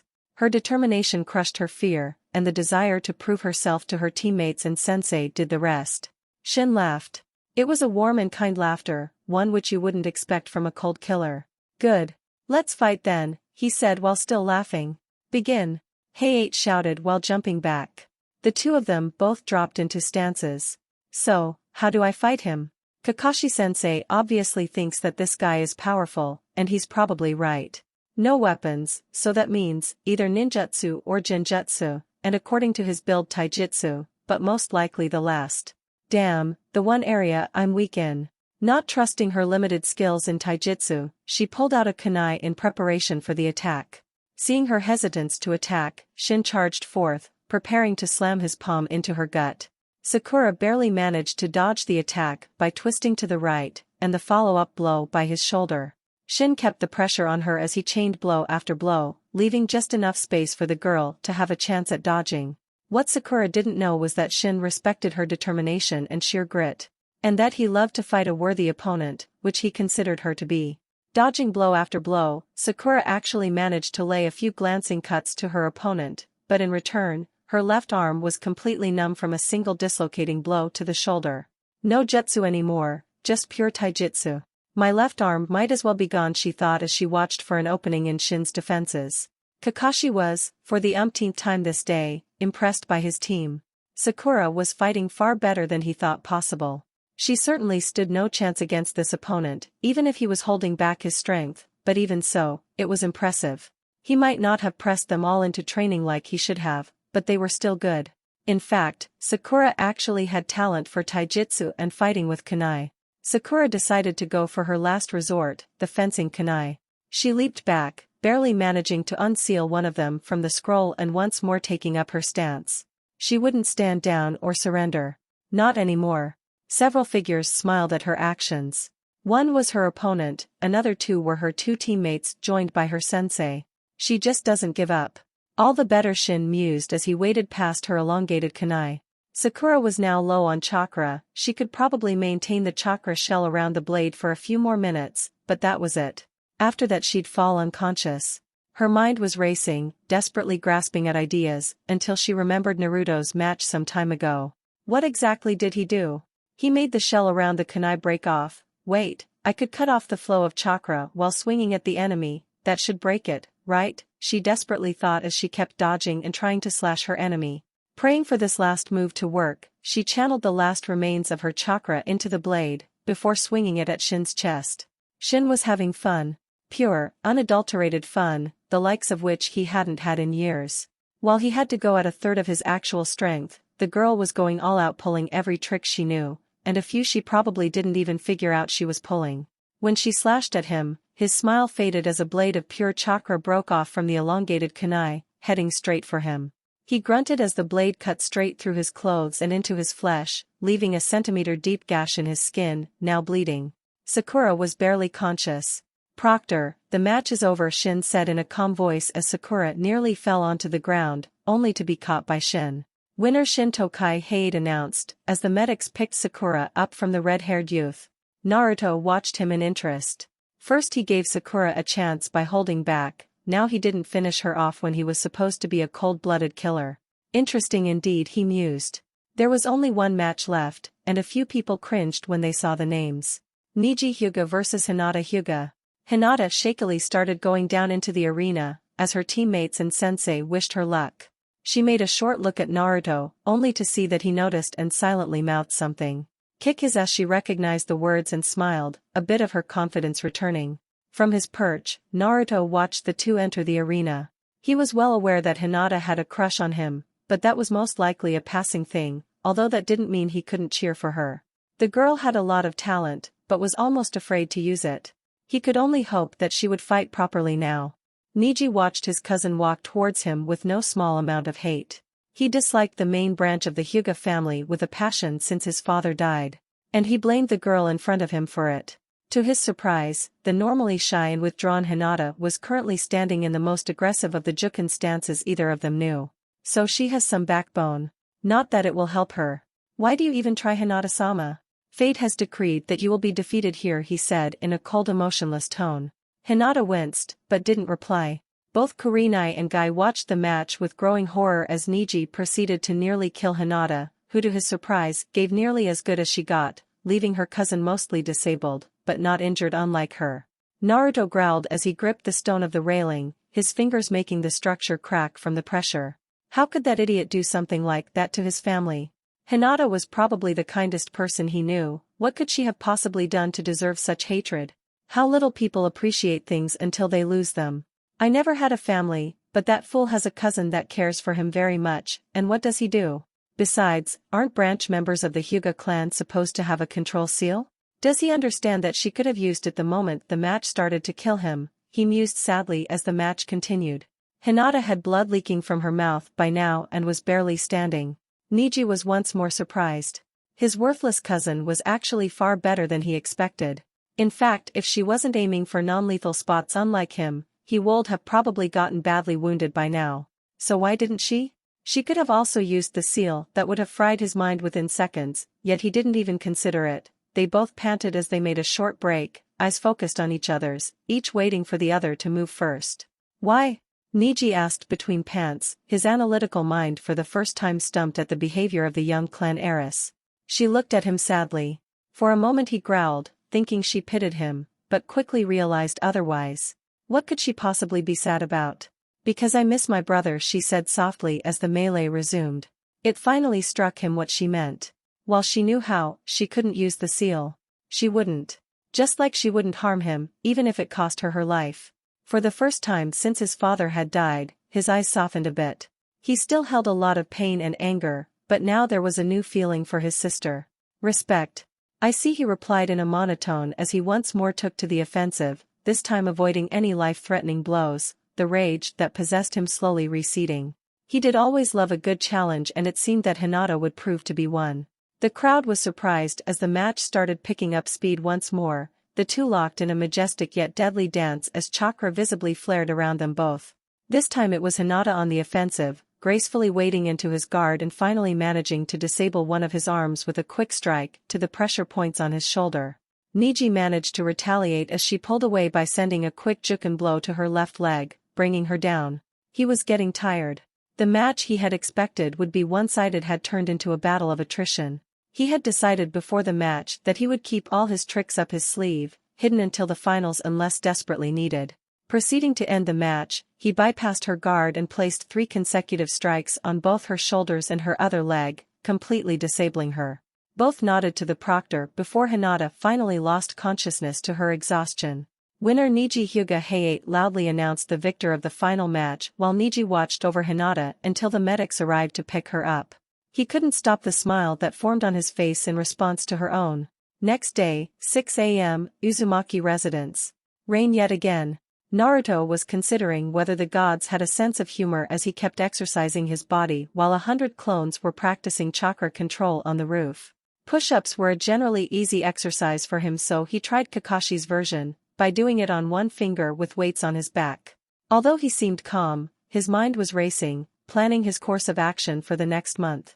This year, the old man decided going against the usual public drawing of the pairings for the finals, leaving the pairs unknown until everyone was there. But, as usual, his mind returned to current matters, such as studying the remaining 3 life seals in the book, acquiring more medical plants, studying new jutsu, and generally preparing himself. He was also quite proud of his achievements during the past week. He survived in battle against Orochimaru while destroying the cursed seal that was placed on him. He managed to keep most of his abilities hidden while finishing his scrolls on time and even figuring out a way to break a enslavement seal Ibiki asked him about, also providing him with the last detail he needed to break another. So much to do, so little time, he sighed sadly. Even Kyubi stayed silent these days, though he was wondering why. The fox was probably planning that training he talked about. His musings were stopped by a loud knock on his door. Yes? Orders from Hokage-sama, answered a familiar voice. Tiger. He opened the door revealing the masked man, whom he knew as Tenzo. He almost smiled at the man for remembering that it wasn't wise to enter his home without permission as there would be some unpleasant consequences due to the thorough sealwork placed inside. You are being summoned to the Hokage's office, Uzumaki-san, he explained quickly. Hi. Tell the old man I'll be there in a few minutes, he replied. Tiger nodded and left in a swirl of leaves. Naruto quickly closed the door, before summoning a few extra clones to pack everything up and activate the protection barriers. It was the first thing he made when he came home yesterday, a set of barriers that were meant to protect his work from others. With the security he had set up during the last month, there were precious few who could enter his home without his permission, but he still preferred to play it safe. Drying off the sweat from his exercises, he kept releasing the clones 10 at a time while dressing up. Finally putting up his reed coat, he buttoned it up while sealing the sword into the seal on his arm. Time to talk to Sarutobi, he thought, wondering why he was summoned. 7 a.m., Hokage's office. The tension was palpable as Naruto entered the esteemed office of the third Hokage. Inside were only 2 men, Jiraiya of the Sannin and Hiruzen Sarutobi, the Hokage. Both were apparently apprehensive of what was about to happen. Naruto was confused and concerned. No scenario he could fix up in his mind made sense of the situation, so he decided to just go with the flow and hope things turned out of the best. Naruto, Sarutobi started in a serious, but worried tone. Take a seat, I have a few things to tell you. And I can only hope that you don't hate us for the decisions we made, he sullenly thought. He could say that he was one of the few people who knew Naruto well, but even he couldn't predict the boy's reaction to the news he had to tell him. Naruto sat down while studying the faces of both men. Both wore a concerned expression mixed with a hint of hope and pride. Naruto, you remember what I told you about your parents? He asked. Naruto raised an eyebrow, curious at where this was going. That you couldn't tell me for my own safety, but that they loved me very much, he answered. Hiruzen nodded. The reason why I couldn't tell you was that your parents had many enemies, who wouldn't think twice to make their revenge on their offspring, he continued in a serious voice. So, who were they? Naruto was getting impatient, the desire to learn just who his parents were was overwhelming. He accepted the story his Jisan told him, but he had to know more. With a deep sigh, Hiruzen started. Your father was Minato Namikaze the Yellow Flash and the 4th Hokage of Konoha, and your mother was Uzumaki Kushina, the Crimson Wind and daughter of the late daimyo of Whirlpool Country. He finished, quickly feeling a pang in his heart at the emotions that the boy's face went through. Naruto's mind was in turmoil. The fourth Hokage was his hero, the man he respected more than anyone in the world, the man who sealed Kyuubi into his body to save Konoha at the cost of his life and soul, was his father. "So my father is dead," he said in a somewhat hollow tone. "But what happened to my mother?" Both Sarutobi and Jiraiya sighed at the question. It was Jiraiya that answered. "We don't really know, kid. Kushina is listed as dead. She was in the hospital, barely alive from giving birth to you when one of Kyuubi's tails came crashing into the part of the hospital she was in. Her body was never recovered," he explained sadly. I see. Naruto stuttered as tears began welling up his eyes, and a soft sob escaped his lips. "Gone. Both of my parents. So I truly am without kin." His tears kept flowing as he felt someone embrace him. "It's okay, Naruto, let it all out," he heard Sarutobi's calming voice as the dam broke completely. Nearly an hour passed before he finally calmed down as his tears dried up. A cup of sake also helped calm his mind a bit, the burning liquid clearing his thoughts as it surged down his throat. 1,000 questions swirled in his mind, the new discoveries finally taking root in his mind. The cogs that had slowed down due to the sadness that engulfed him once more started turning as his mind analyzed and put each piece of the puzzle together. The book on sealing belonged to his father, and that was probably why it made so much sense. Sarutobi most likely gave it to him, knowing that he would have the talent to understand it. Keeping his mother's name would attract less attention than his father's, meaning that the numerous enemies Minato made wouldn't hunt him down, and placing a number of bodyguards would have only painted an even bigger target on him. Now that most pieces of the puzzle were fitted in, one currently remained out. Why the hell was Jiraiya there? "Feeling a bit better?" Sarutobi asked in a kind voice. "Yeah, but it's a bit much to take in," he answered in a much calmer voice. "Unfortunately, the news don't end there." Naruto closed his eyes and steeled his will. "I'm ready for it," he replied. "I'll explain the rest, Sarutobi-sensei," Jiraiya said in a quiet tone, and Sarutobi nodded. "I have a bit to say, and I ask you to listen to what I have to say before you say anything, okay?" Naruto nodded. With a deep sigh, Jiraiya began. "First of all, you should know that I'm your godfather." Naruto's eyes widened, and he opened his mouth to ask a question, but closed it quickly. "I was also your father's mentor when he was a genin and much later. I promised him that I would watch over you as best as I could. Sadly enough, that proved to be difficult, as your burden also made you a target for a certain group of people." Jiraiya stopped for a moment, thinking how best to explain the following part. "The group is called Akatsuki. At this point we remain unaware of their objectives but have found out that they plan to gather and extract all 9 bijou from their containers. For the past 16 years, they have been trying to locate every single Jinchuriki, so far only failing to locate 3 according to my spies. Until a few months ago, you were among them. Sarutobi-sensei went to great lengths to conceal the fact that you were a Jinchuriki when we found out about this, and I've spent the better part of the last 13 years trying to hide your existence from them and to buy you some time to at least have a normal childhood, but I obviously failed at that. And I am deeply sorry," he finished, bowing his head in shame. Naruto thought for a second, his mind once more analyzing, gathering the information and piecing things together. His words made perfect sense, except for the small detail that somewhere in the back of his mind he remembered that he had seen Jiraiya before. During some of the frequent visits to the hospital he remembered that he was there checking on his seal, while they thought he was asleep and leaving a small gift afterward. It was usually something simple, like the frog wallet that he affectionately called Gama-chan, and that he now held in his bedroom, along with the rest of the things that were important to him. As Yuke as he wanted at one point, he couldn't hate either of them. They made their mistakes, but at least they tried for his sake. "I forgive you," he said in a soft tone. "If you help me with my training," he added with a chuckle. Jiraiya's head snapped up so fast that both Naruto and Sarutobi thought it would snap off. He stared at the blonde brat incredulously before bursting out in laughter, quickly joined by the other two. "You, ha ha ha, really are their son Naruto," he said, finally calming down from his laughter. "Only Kushina and Minato would have had the guts to downright blackmail me into training. You've got yourself a deal, Naruto. I'll tell you everything else tomorrow. Meet me at the hot spring, 9 o'clock sharp." "See you later, Sarutobi-sensei, I'm off to do some research," he said, the final words finished with a giggle which sent chills down Naruto's spine, while Sarutobi merely shook his head at his former pupil's antics. "Now Naruto, there are 2 other things we need to discuss. First, is your parents' legacy, he said in a serious tone. Naruto sat up straight, carefully listening what the Hokage had to say. Your parents lived in a small estate between the Aburame and Inazuka estates. It remains whole, but sealed, waiting for you to enter. Minato said that he and Kushina left a pair of scrolls there for you when you were ready. He also asked me not to tell you who your parents were until you could defend yourself from any would-be assassins. Sarutobi explained, before chuckling, although I doubt he expected you to become this strong so soon. Naruto returned the chuckle. While he didn't like it one bit, it did make a lot of sense. I think it would be wise to keep my parentage under wraps for a while longer. At least until the finals, he finally said, making the old Kage nod proudly.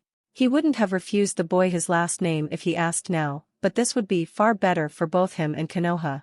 Would you mind though, if I visited the place? I don't intend to move in yet, but some of my father's scrolls are there and they would be helpful. Sure. I can take you there tonight. Just be here around 8. Now to the second subject. ANBU, he called, and 2 masked nin instantly showed up. Get me Niji Hyuga and Shikamaru Nara. Hi, they both said simultaneously before vanishing. Both sat quietly, Naruto opting for another saucer of sake before the 2 other genin arrived. Within minutes, the 2 ANBU returned with Shikamaru and Niji. Shikamaru looked calm, but a bit surprised at Naruto's presence, and Niji was just plain surprised, but hid it well beneath a mask of indifference. You called us Hokage-sama? Niji asked in a polite tone, curious as to why he was summoned and what Naruto of all people was doing here. Have a seat, you two. Shikamaru, you are aware why you were called here, he said in a very serious tone. Naruto instantly focused, listening intently to whatever was about to happen. So these 2 get the job. Can't say I'm surprised even though it's troublesome, Shikamaru answered in a lazy drawl. Will you explain? Once more, Sarutobi shook his head, this time at the laziness that seemed hereditary in the Nara clan. Knowing 3 generations of said family, he was now completely sure of that. By combining the knowledge gathered from the 2 people you brought in, Naruto, along with information from Jiraiya's spy network, we managed to ascertain that Otogakure, under the leadership of Orochimaru, will invade Konoha during the finals of the Chunin exams. Also, Suna has been mobilizing a number of troops recently, and I believe they are likely joining in as well. Naruto kept thinking at every word that he heard, his mind now perfectly calm. So, when do we put in the preemptive strike? He asked in a serious tone, while all 3 looked at him in surprise. What? We can't really just wait for them to attack, can we? It only makes sense that we weaken them as much as possible before the invasion actually begins, and I'm betting that if Suna is joining in, Orochimaru plans to use Gaara, or more precisely Shikaku, to help him. The astonishment never left the 3 at the perfectly accurate description of what Jiraiya, Sarutobi and Shikamaru expected Orochimaru to do, along with the comment about a preemptive strike. Why, yes, Shikamaru finally said, as you so well explained, we intend to weaken the Sand teams during the exams, and with the information from the former Sound team that joined us, we can prepare for the invasion by luring them into a trap. The pairings for the matches are fixed up so that those that are capable can fight the trio from Sand. Shino will be facing Kankuro, while Sasuke has been paired with Gaara and I have been paired with Temari. These pairings make sufficient sense that no one will make a fuss about it and reveal what we know. Niji, you and Naruto will be fighting the first match. Make it a show, but don't hurt each other badly. We need you both for the battle that will follow. Kakashi-sensei and Kurenai-sensei are focusing heavily on training the 2, while other sensei are helping their teams. Both nodded. Shikamaru was pleased that he finally finished explaining, and could do something constructive, like watching clouds. Hey Ji-san, I have a question for you, Naruto slowly said, both other genin watching incredulously at the blunt disrespect he showed for the Hokage, but since he didn't even react to it, said nothing. Ya Naruto? Why did you choose us of all people? I mean, I understand Shikamaru, he and his dad are the best strategists in the village apart from you, but why Niji and me when there is probably no reason for us to know all this? Niji once more looked surprised, wondering why he didn't ask themselves the same question, and figuring out just how much he had underestimated the blonde's intelligence. Shikamaru and Sarutobi smiled. Because this is your first mission as Chunin, Hiruzen quietly explained. All 3 of you have shown all the skills necessary for a Chunin, along with good leadership skills and tactical capacity. As such, you are now unofficially Chunin, to be promoted after the invasion. During the battle that is certain to come, you will be leading teams to defend Konoha as needed. Guy, Kakashi and Asuma have been notified of your status and will confirm it when needed. You are all dismissed, go and train for the finals. As the three started leaving, he remembered something. Naruto. I have a commission for you. Commission? Yes. Since your friend Kin, who by the way is now living in your apartment building along with her two teammates, informed me that the so-called Sound 4, Orochimaru's elite bodyguards, specialize in barriers, I need you and Jiraiya to come up with a way to break them. Barrier breaking, eh? I'll see what I can dig up. Oh, and thanks for leaving me my dad's notes to work on, he added with a smile as he left. Sarutobi could now finally sit down and relax.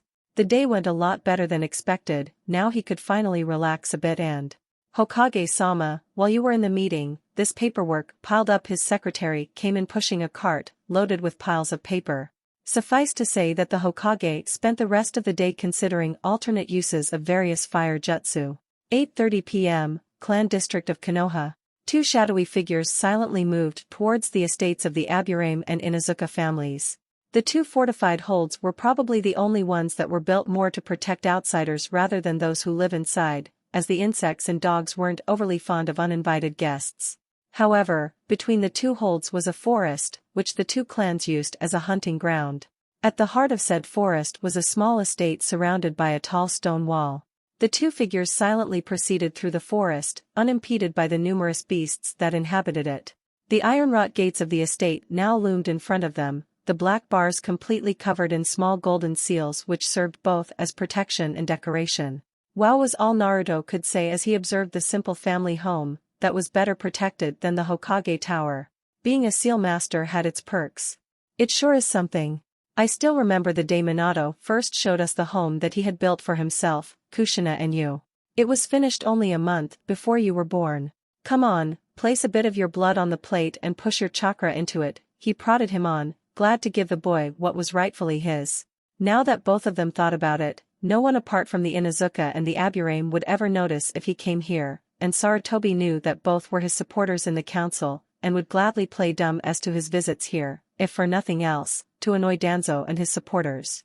Absently biting his thumb, Naruto smeared his blood on the lock plate, while channeling his chakra into the seals. With a soft click, the gates opened to let them in, swiftly closing as soon as they entered. Naruto was taking in every part of the estate that had once belonged to his father and was now his.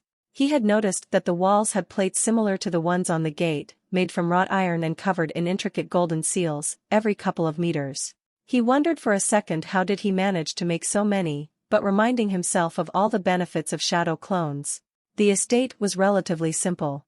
A large walled-off field, with a two-story house near the gate, leaving a large backyard. He wondered if the house had its own hot spring, considering how frequent they were in Fire Country. The small cobbled path that led towards the doors was surrounded by beds of flowers, which were, to his amazement, in perfect condition, without any weeds. He once more blamed his father's knowledge of seals for this, as he had done similar things in his apartment. It was getting very interesting to compare his father's thoughts to his own, their apparently similar way of seeing things now becoming even more obvious. The house projected a feeling of warmth, the soft brown tones of the walls fitting quite well with the trees that easily reached the roof, probably granting shade to the path during day. The two of them walked in silence to the door, Naruto once more placing his blood on the door before entry. The mahogany doors opened to reveal a large corridor with polished wooden floors covered with silk rugs. The corridor continued opened into a large living room which overlooked the backyard. A large fireplace with a sofa in front of it seemed to be the centerpiece of the room. Along the sides, he noticed a pair of stairs leading to the second floor, and the numerous windows left the room glistening in moonlight. Along several small coffee tables, he spotted quite a few pictures, most of them of his parents. With a soft sigh, he decided against exploring the entirety of the house this night, opting to find the bedroom and sleep here tonight. "Ji-san, I think I'll sleep here tonight," he said in an equally soft voice. He could feel the aged Hokage nod behind him. "The bedrooms are upstairs. Dare I suggest you use the master bedroom?" Jiraiya picked out the bed, he said with a near-silent chuckle which Naruto gladly returned. It had been a long day, and he had too many emotions in his head to think straight. He had found out about his parents, discovered that he had a living godfather, who was willing to train him, learned that there was an impending invasion, a likely war, and unofficially became Chunin. Saying goodbye to his adoptive grandfather, he walked him off to the gates, before he vanished in a swirl of leaves. Back inside, he sleepily walked up the stairs. They converged at the top, leading to another door, which presumably lead into the second floor. The corridor that greeted him actually had several other doors, 3 on each side and 1 straight in front. Heading to that last door, he opened it and found himself in the master bedroom. A massive 4-post bed stood in the middle of the room, flanked by 2 nightstands on each side, a small lamp on each. The right wall was entirely covered by a large mirror, the reflection of the entire room adding even more to the sheer feeling of size in the room. To the left he noticed 3 large dressers, and between them a door. Also, he saw a small desk in the corner. But what brought him to tears lay in the corner, a crib. Minato and Kushina had prepared everything for his birth. A quick check revealed that the door led to a luxurious bathroom. Quickly brushing his teeth, he considered one of the things he noticed. There was no dust anywhere, like the whole place had been sealed, which it probably was. He spat out the toothpaste before rinsing his mouth, and went back to the bed. Taking off most of his clothes, he carefully folded them and placed them on the chair next to the desk before lying down. His eyes remained open for the better part of an hour, his mind refusing to settle down to the bliss of sleep. He couldn't believe it and actually feared that all of this was some cruel illusion. He was home. With the feeling of security that the knowledge brought, he closed his eyes and finally drifted to sleep.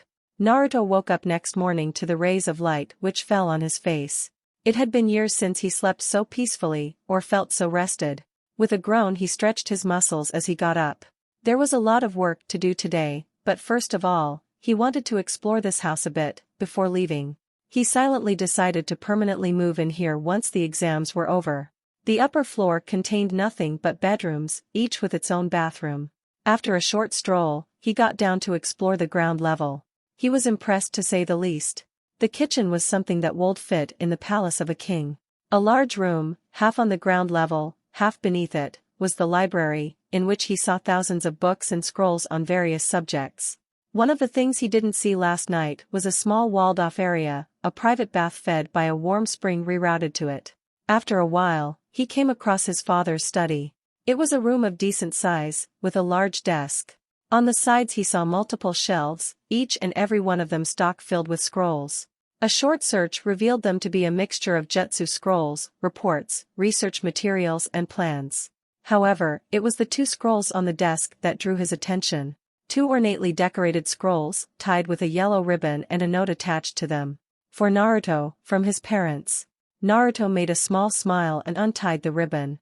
To his surprise, both scrolls slipped out of his hands as if guided by some invisible force and fell to the floor, unfurling in an X shape. His interest turned to shock as 2 ghostly figures appeared above the scrolls.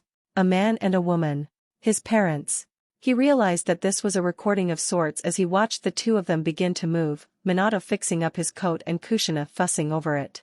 "Is this thing working?" she asked in a somewhat annoyed voice. Her voice was naturally soft, he noted, but still had an edge beneath it, the result of years of fighting. He also noticed her large belly, realizing that was him inside. "Yes, love, it's working." Minato answered patiently. "Now come, we're leaving this for our son." He turned towards Naruto. A part of the boy wondered how the hell he knew where to turn. "Hello, son. We are both deeply sorry that you only get to see us like this. I wished for nothing more than to watch you grow up. By the time you even have a chance at watching this, I will be dead from sealing the kyubi into you, and from what the medics tell us, Kushina will most likely die from childbirth," he said sadly, tears visible in both of his parents' eyes. Naruto teared up as well. "Regardless, we wanted you to know that we loved you more than anything," Kushina now continued, "and don't let anyone tell you otherwise," she shouted while pumping her hand in the air. He couldn't help but laugh at their antics. He watched as Minato shook his head with his hand covering his eyes. "Now, since you're here and reading this, there are a few things that you should know. First of all, I've left a few scrolls for you in the safe in my study. Most of them deal with the finances you inherited. Second, I would suggest you start reading any books you can find on the laws and politics of Konoha. Ask the old monkey to help you out. You'll need them because as the former Hokage, I have a seat in the council which you inherit. And third, my research room is located in the basement." Now it was Naruto's turn to grin wildly. "The same council which made so much trouble. And should they doubt your ancestry," here both Minato and Kushina grinned, "kindly remind them that both of us left blood samples with Sarutobi, Tsunade and Jiraiya. That should be more than enough for you to prove things. Suddenly, both went quiet, and Naruto noticed that Kushina was holding her belly, her face contorted up in pain. Minato first looked worried, then sent an amused look at Naruto. I'd love to stay and blabber on, but apparently, you just chose to get born. Take care of yourself and know that we'll always love you. He tried waving only to get grabbed by Kushina. Stop talking to that damn scroll and get me to the hospital, she shouted as she grabbed his shoulder for support. The image of the pair vanished after that, leaving the young boy in thought. Well, things are going to get interesting. 8:30 Small plateau outside of Konoha. Kakashi and Sasuke stood facing off as they sparred. He was directly ordered by the Hokage to train the Uchiha boy as best he could and was told why. While he didn't like the situation, there was little that he could do but train the boy and make sure he was ready. You okay, sensei? Sasuke asked in an uncharacteristically caring voice. Kakashi could only smile. The boy had changed greatly, from a stuck-up Avenger, into a much kinder and caring man. Although he could still use some work around the edges. Yeah, just thinking about something, he said with his usual eye smile. Now get back to work.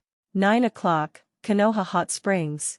Jiraiya was having a good day. First of all, he had managed to get into the tree next to the hot spring unseen, using his transparency jutsu. Then he noticed an abundance of rather attractive ladies.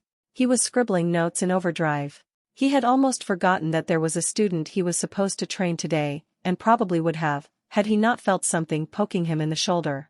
He turned to face the person, only to find that there was no one there. Turning back, he found that his notes were gone. Nice work, Ero-sensei, he heard a jovial voice speaking from the branch above him, where he found Naruto sitting in his usual clothes, reading his notes. But you got the measurements wrong. Jiraiya mumbled something about annoying blondes as he swatted the notes from Naruto's hands. So, when do we start with the training? Naruto's playful banter instantly vanished when Jiraiya started grinning.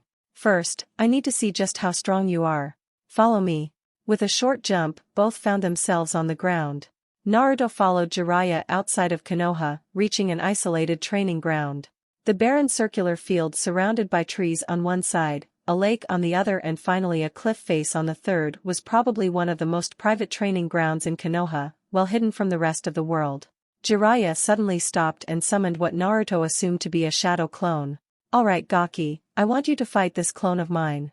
Don't hold back even a bit, he has half of my chakra and he's not afraid to use it, he quickly explained as he got back to a safe distance. Anything goes, right? Naruto asked with a grin. Anything, Jiraiya replied.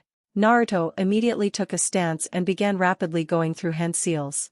Wait, seals, release, he shouted, as a small flash of chakra flared from his body. Suppression seals, release, this time. The flare grew stronger than before as the two suppression seals were deactivated. Finally, he unsealed the Kubikiri Hocho and prepared for combat. For a moment the two figures stood in absolute silence, although if anyone was nearby, he or she would have probably fainted from the sheer amount of killing intent that was unleashed. Jiraiya's clone tried to overpower him with it first, but Naruto easily returned that by using first his own considerable ki and then lacing it with kyubis. On the sides the original whistled at the deed. Neither stopped as Naruto charged with his blade, intent on making it impossible for the near-legendary ninjutsu proves of the Toad Sannin to come into play. The Jiraiya clone kept dodging and parrying the attacks with a kunai laced with chakra. There was no doubt about it, the fast swings of the massive sword, coupled with the boy's speed and constant addition of kicks into the mixture made standing long enough to use hand seals impossible. However, what worried both the original and the clone was the fact that Naruto wasn't using his chakra to enhance his speed or to use jutsu. He seemed to prefer relying on his sword and his reflexes. What seemed even more fascinating was the fact that his eyes constantly darted over the clone, seemingly studying it, while the body kept fighting. Jiraiya dodged another overhead swing, only for it to be followed up by a kick which finally landed. Now, it was Naruto's turn to be surprised. So, a shadow clone that didn't break from one hit. I'll have to ask him how did he do it. But now, it's time to bring out the big guns. Without slowing down for an instant, three clones joined in the fight, making the clone Jiraiya start using his chakra to move even faster in an attempt to dodge, although now he had just enough speed to use jutsu. Naruto observed while fighting. He might not have the Byakugan, but training his skills to sense the use of chakra through radiance revealed an interesting fact to him. Unlike him, Jiraiya kept using the chakra to improve his speed and/or strength in short bursts. Thanks to his lightning-fast reflexes, such a way would be far more efficient than constantly covering himself in chakra. He also noticed that Jiraiya placed his hands in a single hand seal jutsu. Which one? Wild Lion's mane, whispered the toad sage as his hair rampantly grew, before thick bundles of hair shot at great speeds, far too fast to be dodged by the nearest clones, wrapping itself around them and crushing them instantly. Shit, Naruto whispered as he sank into the ground, replacing himself with a clone which got attacked within seconds. Moving as fast as he could, he popped out behind the man, and prepared a paralyzing palm to strike into his back. As expected, Jiraiya dodged with ease. A single landed blow, he dodged almost every attack I tried. So, open attack don't work. A distraction then? Or multiple ones? Jumping back to avoid a quick swipe from Jiraiya, he returned to using his favorite jutsu. Jiraiya had already been going through hand seals preparing a new jutsu. Earth release, swamp of the underworld, he shouted as he slammed his hands into the ground. Much to Naruto's shock, all of his clones were caught, and so was he. The fight was over. Not bad, kid, the original Jiraiya commented as he dispelled the clone and the swamp. Can you tell me where you got it wrong? Naruto looked at him curiously at the question before thinking. I overestimated my skills for starters. Instead of going for overkill from the start, I gave my opponent a chance to plan and observe my skills. In the end, that cost me the chance to use my more powerful attacks. Also, I took too much time to make my plans and too long to execute them. Good.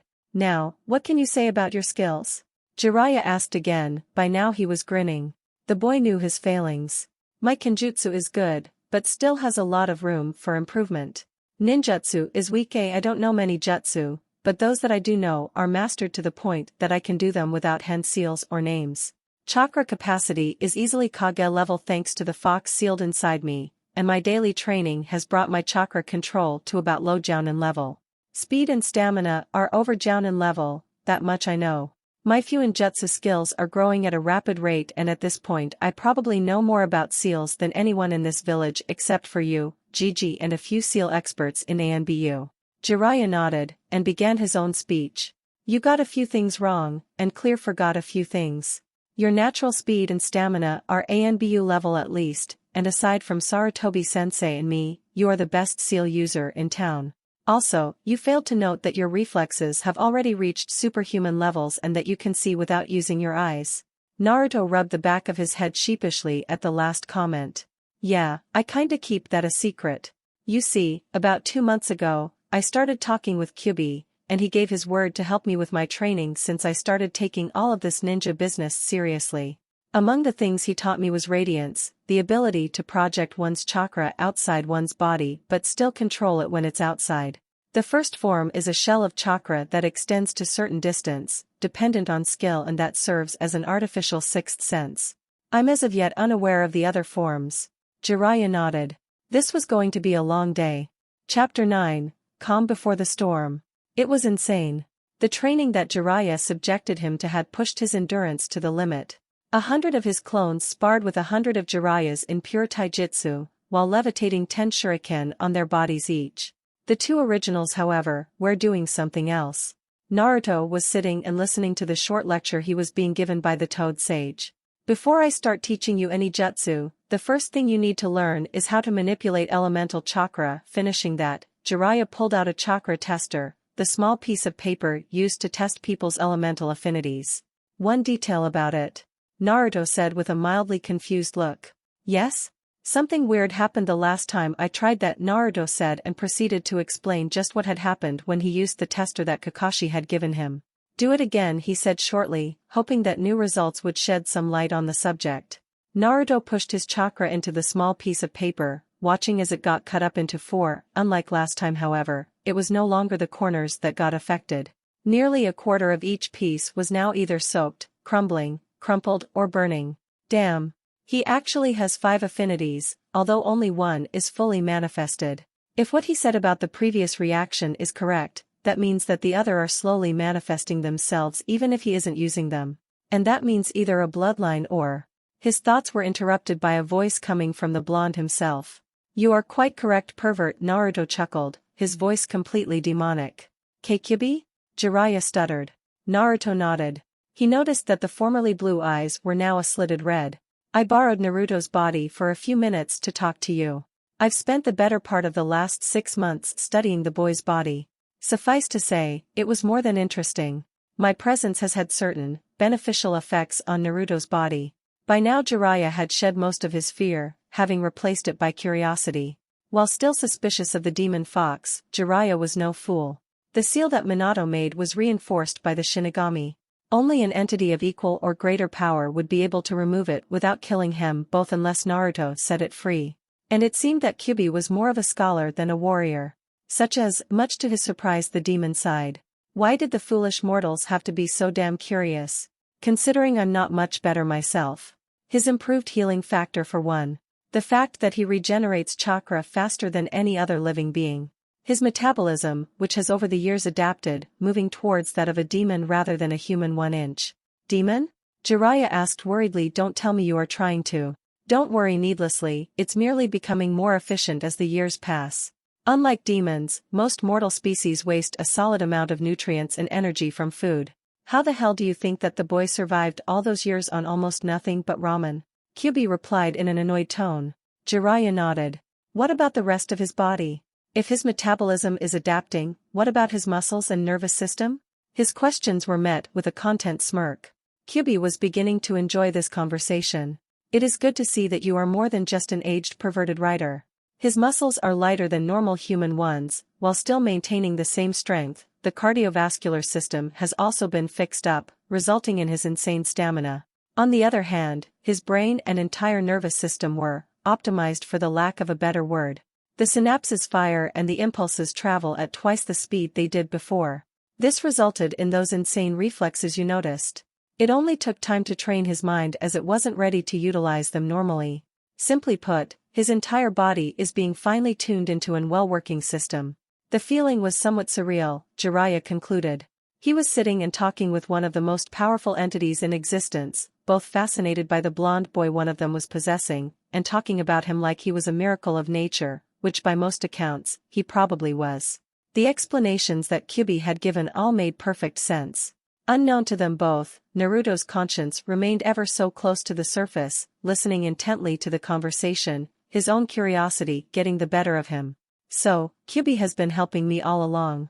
Not just the training and the advice, but he actually developed my body. He silently mused. So, did you put up the elemental affinities as well? Jiraiya asked once more. Honestly? No. He's always had them, my presence merely helped them manifest a bit. To be perfectly clear, none of the kit's skill or power was a gift. He earned every single bit of it. His ancestry and my presence combined gave him the potential, but it was his work that built on it. Sigh, I have to go now, because if I stay much longer it will harm the boy. As suddenly as Kyuubi appeared, the presence faded away, leaving a somewhat startled Naruto. Jiraiya absently noted that there was no demonic chakra the whole time. Well, that was unpleasant, Naruto dryly commented, causing a slight chuckle from Jiraiya. It seems that tenant of yours is a rather interesting character, he added with a small smile. Naruto smiled back while shaking his head. Kyuubi's crazy, but kind as well. I am proud to say that I've learned quite a bit from him. Heh, now let's get back to that elemental training. I want to get your wind skills up to level. Naruto groaned as he was given a small leaf and told to cut it in two using only his chakra. Already tired, Naruto summoned a dozen clones and began working on it along with them. It would be a long time before he saw his bed again. Jiraiya was sitting on a tree outside Naruto's apartment, quietly contemplating the boy he was now training, his own godson. His was a true enigma. At first he didn't really think much of his skills, as the first reports he got on him showed that he, apart from his stamina and the shadow clones, he only had his ill-developed tactical talent to rely on. But when he saw him during the preliminaries of the Chunin exams, he had seen a different young man. Calm, collected and brutally efficient when necessary while still kind and loyal. Just like his father. For a moment he wondered if it was Kyuubi's help that made his so strong, but he banished the thought when he remembered how much time Naruto spent training daily and the sheer determination that literally oozed out of him. It was infectious. He had originally planned to spend about 4 hours sparring with him and help him out with his jutsu, but the training session lasted nearly 12 hours straight. And what even more surprised him was the fact that he enjoyed himself the whole time. It wasn't only him teaching Naruto. The blonde had pointed out several flaws in his own style, openings that he himself failed to notice, and under suppression seals, Naruto had actually proved to be a challenge. The question remained, however, why was Kyubi so dead set on helping the boy? The whole thing made no sense, as he couldn't figure out what the fox wanted. The apartment Naruto lived in was quite interesting as well.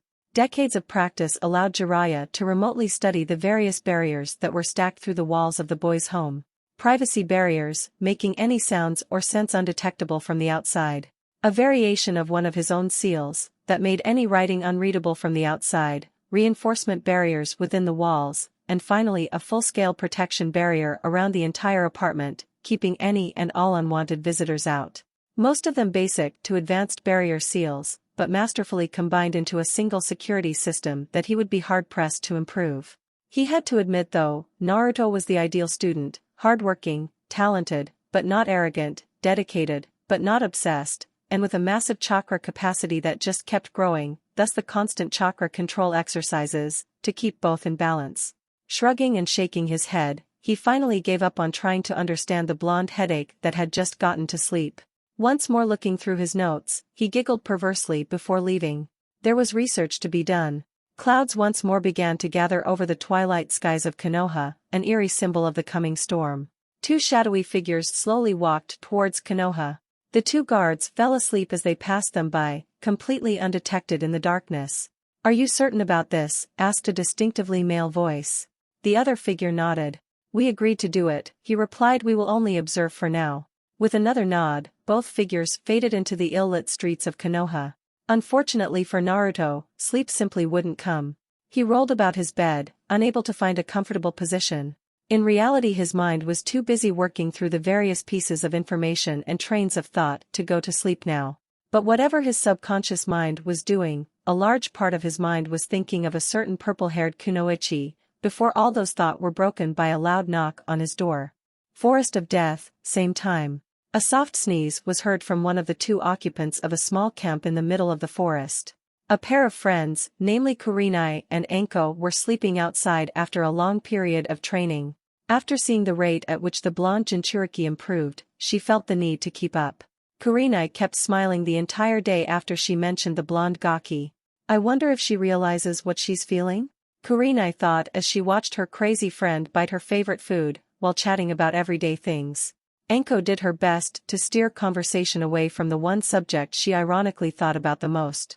Naruto Uzumaki, and unless she was badly mistaken, Namikaze. "Still thinking about that blonde boy?" Kurenai teased, causing Anko to choke on the dango she was eating. The raven-haired woman laughed at her friend's predicament. After calming down, Anko let out a sad sigh. "I don't know what to do, Kure-chan. I can't stop thinking about the damn brat, and I actually felt jealous of a girl he carried," she admitted sadly. While she didn't want to admit it out loud, she respected Naruto quite a bit.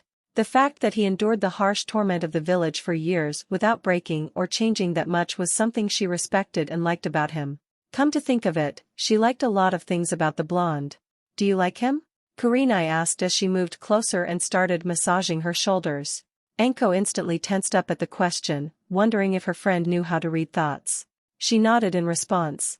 "Then why don't you talk to him about it?" Kurenai asked once more, her hands moving to gently hug her friend, hoping to grant at least some amount of comfort. "If he hurts her," she inwardly threatened, thinking up fates no man would ever wish for. She really wanted to help Anko. The snake charmer, as she called her from time to time, was a much kinder soul than her outward appearance would ever show, and only a few people know the real her. The Hokage, who most probably saved her life after the fiasco with Orochimaru, Ibiki, her boss at IT, her and now Naruto. Anko was afraid. Deathly afraid in fact. The betrayal of her sensei, the man she loved as a father, had broken her. It took years before she would let anyone back into her heart for the fear of being betrayed again. Almost every bit of her wanted nothing more than to close up and isolate herself. But something told her that Naruto wouldn't hurt her. Or more accurately, the sentiment was that he'd rather chop off his right arm than harm her willingly. He had willingly offered a helping hand without for a moment caring for who she was. Even after finding out just who she was, he still didn't give a damn. A sad smile crossed her lips. There was some hope left after all. Gently lying back into Kurenai's embrace, Anko fell asleep. With an equal smile, Kurenai joined her friend in sleep. Uzumaki residence. Naruto was staring at a piece of paper, the surprise clearly visible on his face. In return for helping house the defectors from Sound, the old man had arranged for the ownership of the building to be transferred to him, and there would be another resident added tomorrow night. From the outside, the apartment complex in which he lived looked run down, but was actually well maintained from the inside. The owner, an aged woman, was apparently overjoyed to be rid of the building. She was one of the stranger characters that Naruto met in his relatively short life. Koshiakame hated the world with a passion. There were only 3 things that she didn't mind. First was her cat, the second was tea, and the third was the stupid brat as she constantly called him. During the 10 years he stayed in the building, she not once said a kind word to him, but then again she never said anything kind to anyone. In return for helping maintain the building, she let him stay for free and do what he willed with his own apartment. Now he owned the entire building. His other surprise were his 3 late-night visitors, who were now sitting on the couch in his living room. Kin, Zaku and Dosu, in their civilian clothes, sans any weapons, much to his surprise. "So, you're the new neighbors?" he asked in a joking tone as he placed tea and cookies on the table. It was the best he currently had to offer. Note to self, buy sake as soon as possible. "Yeah," Dosu commented as he took the cup of tea offered to him. Naruto raised an eyebrow, surprised when the former Sound Nin carefully whiffed the tea and murmured in approval. "Hokage-sama made an offer for the entire team to move here in return for the information which we gave." "That's nice," Naruto idly commented. "I'll patch up the security in the entire building in a day or 2, then we can get to fixing it up a bit." The old woman that used to own this place didn't really maintain it that much. "Security?" Zaku curiously questioned before munching on a cookie. "I'm an expert on seals, so to speak. I already secured my apartment, I'll just fix the same thing for every single apartment, and then some additional protections for the building itself," Naruto quietly explained, while the 3 watched him with a bit of awe. The only expert on seals they knew was Orochimaru. Kin in particular remembered the seals he had used. A shiver went up her spine. Naruto Uzumaki was not a man to be messed with. "Just one problem," Dosa added. "We're broke, and the Hokage won't let us out in the open until the exams are over. Damn me if I know why." "Not an issue," Naruto replied with a grin. "Gigi sent over some cash as well, and I'm not exactly poor myself, so that should cover your expenses for the start. As for the house rules, keep the place clean and the building standing. And don't mess with the seals apart from what I tell you," he explained. "Now, if you don't mind, I've had a long day and could use some sleep. A few clones will drop by to start working on the protections." With a short nod, he escorted the 3 guests out of his apartment, and after locking up and reactivating the barriers he went to get some sleep. Naruto wasn't the only person who had a lot to think about. Kintsuchi returned to her apartment on the floor beneath Naruto's. It was a simple place, not overly decorated, but clean, and most importantly it felt like home. She couldn't understand it. Otogekyur had never felt like this, and what little she remembered of her time at an orphanage was even worse. The fact that confounded it all was that the place didn't feel safe because it was in Konoha, or because they were under the Hokage's protection. It felt safe because a certain young man had more or less promised them protection and support. And to top it all, he was a year younger than her, but acted and thought like a seasoned veteran who survived the wars. Calm, methodical, and often joking. Highly talented and driven. Those were a few traits she easily attributed to Naruto. Boyfriend material, she jokingly thought, and let out a girlish giggle, before simply smiling again. She was unable to be girlish in years. She was still unable to sleep, however, so she settled for watching the sky from her bed loomed on the edge of sleep as the hours passed. Had anyone dared to visit the isolated training ground that Jiraiya and Naruto had confiscated for their use so early in the morning, they would have found something of an unusual sight. 12 logs placed in a circle around a comfortably seated boy. "All right, I've set up everything you said. Now what?" "Now I teach you the next stage of radiance," Kyubi's ethereal voice replied. "Relax and feel the edge of the field." Naruto closed his eyes and wordlessly obeyed. Nearly 100 meters away from he felt the edge of his extended line of sight. The primal forest around him was teeming with life. A combination of his chakra sensing skills and the shape-feeling field of radiance give a strange look on the world. He focused on a small squirrel for a moment, its bluish outline filled with a bright pale light which was its chakra. Training now, squirrels later. Naruto, he heard the commanding voice in his head. With a sheepish grin he returned to his task. "What next, sensei?" he asked. Kyubi stayed quiet for a moment, slightly taken aback by the title in which Naruto addressed him. With a mental smile, he returned to teaching. Now, compress the field to 15 meters without reducing the amount of chakra you let out. With a nearly imperceptible nod, Naruto continued. He slowly reduced the size of the sphere around him. It was much harder than he expected, but the sphere was slowly reduced to a 15-meter orb. "Open your eyes, Kit," Kyubi said in an almost happy tone. Naruto did so, and the sight which he saw awed him. He had felt the buildup of chakra around him, but the sight that greeted him was majestic. Around him was a now clearly visible sphere of chakra, the world around him colored by the blue light that emanated from it. The light was distorted by the presence of so much energy. But that wasn't the most fascinating part. Naruto felt the space around him as a part of himself, an extension of his body as an awareness of the space around him, the likes of which he never felt before spread through his mind. "Now comes the skill I've been planning to teach you today." Naruto grinned euphorically as the training started once again. 9 a.m., Training Hound number 23. The entirety of Team 10 had gathered to train once more under the watchful eye of Sarutobi Asuma. Both Chuji and Shikamaru decided that they didn't care if the others saw their skills, and that included Ino and Asuma as well. Asuma had been shocked to discover that the normally lazy Nara had actually trained on a daily basis since the end of the preliminaries. A small part of his mind wondered whether it had something to do with the boy's mother, who was a fearsome figure by any means. He shuddered at the memory when she threw him, along with Shikaku, Inoichi and Choza out for getting drunk in the house. Bringing himself back from a trip to memory lane, Asuma returned to training his 3 genin, 2 of which had actually reached the finals. And according to his father, 1 was already promoted to Chunin. Now, all that remained was to make sure the 3 were strong enough to survive the invasion that was sure to come. "Asuma-sensei, why are you pushing us so hard?" Ino whined. I understand that we all have to improve, but still." She was instantly interrupted by a hand on her shoulder from Shikamaru. "As troublesome as it is, we still have to improve as much as possible.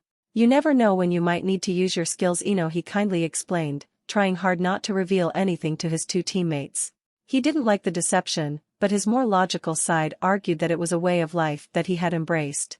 Ino sighed in annoyance and returned to her training, while Shikamaru sat down to start reading the copy of a scroll he made yesterday. Both his mother and father were proud that he started taking the ninja business seriously.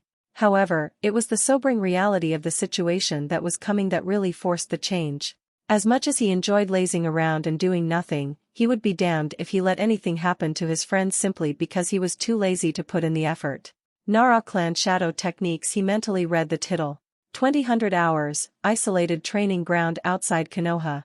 Jiraiya was grinning at his chosen student.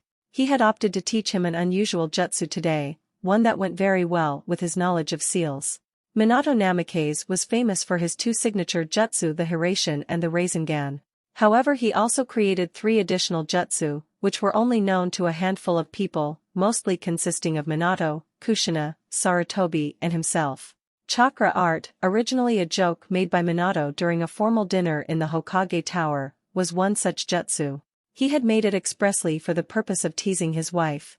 A week after creating it, Minato accidentally discovered that the semi-solid forms of chakra the jutsu created could be used to make seals without any medium.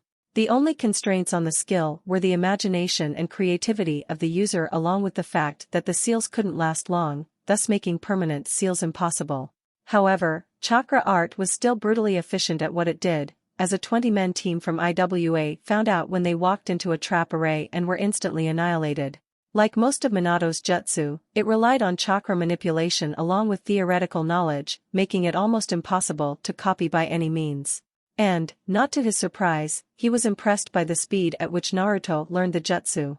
What surprised him was the fact that Naruto managed to make nearly invisible seals by layering them on the Earth's surface. He'd been hard-pressed to dodge his seal attacks in spars ever since. A small array required only a small fraction of his mental capacity, and those small arrays were more than enough to keep him on edge. After analyzing the blonde's skills carefully, he came to a definite conclusion which he could present to the Hokage. While he could easily defeat Naruto in an open combat without even breaking a sweat, should he be given the time and knowledge to prepare properly, suffice to say that he really didn't like the odds. With the kunai he made, the sword, the radiance, his arsenal of simple, but highly versatile jutsu such as shadow clones, the Academy 3, underground fish projection, hidden mist and now chakra art, and a terrifying amount of talent in layering traps and making seals, Naruto was a tactical nightmare. If nothing, he could probably outlast anyone under Kage level if he played it carefully. The storage seals that were layered over his chest even kept an additional store of his own chakra, eliminating the need to rely on pills. He carefully picked up the exhausted body of his student and carried him back to the apartment. He would need his day of rest to continue training. He reasoned that he could use some sleep as well. Since his progress astounded him so far, maybe it was time to teach him something somewhat more destructive. If the shredded logs he found were any indication, his wind manipulation skills were improving at a good rate. Next morning, Konoha Hospital, Psychiatry Ward. Sakura Haruno was mildly peeved when she found out that both Naruto and Sasuke were getting a personal trainer. Said state quickly vanished when she was informed by Kakashi that she didn't get hers yet simply because there was some paperwork to be settled before they could start. She however didn't have the slightest idea just what kind of paperwork it was. Her future sensei was not as fortunate. Kabuto Yakushi had finally gotten used to being outside again. The feeling of the sun in your eyes was mildly unpleasant after spending the better part of 2 weeks in prison, for his own protection no less. He was quite amused by the results of said events. He had been assigned an ANBU bodyguard and sent back to the hospital to work. He could safely assume that Orochimaru had cut all ties with him. The moment he was captured, that much was certain, and he really didn't mind, as the enslavement seal was finally off. And to think, he'd get a new apartment. Not that he minded living with his adoptive father, he was a kind and caring man, and a medical genius. And to top it all, he was under orders to help train a prospective medical nin, which was something that intrigued him as a concept. Why did the Hokage put so much trust in him? He didn't know, but he wouldn't prove himself unworthy of it. Carefully walking through the wards until she finally reached the office she was looking for, Sakura was now mildly worried at what Kakashi arranged for her. She did want to learn medical ninjutsu, but what was she doing in psych ward? Casting her fears aside, she knocked on the door. Enter came a polite voice from within. Sakura opened the door. She recognized the smiling face. Kabuto, she asked in surprise, her voice almost failing her. What she did note was that he looked different. He was calm, collected and kindly. Good qualities for a medic nin. Before he seemed dangerous, sharp. Ah, Sakura, correct, he asked, and the girl nodded good. Now come in. I never fully introduced myself the last time we spoke. I am Yakushi Kabuto, and I will be your teacher in the arts of medical ninjutsu. A spark of recognition lit up Sakura's eyes. Kabuto was the adopted son of Yakushi Saito, current head of the hospital and very capable medic, third to the legendary Sannin Tsunade Senju and her apprentice Shizun. And Kabuto was the man's adopted son, a rumored prodigy personally trained by Saito. In other words, she hit the jackpot, and a large smile crossed her lips. I'm honored, Kabuto-sensei, she said with a small bow, to which Kabuto chuckled.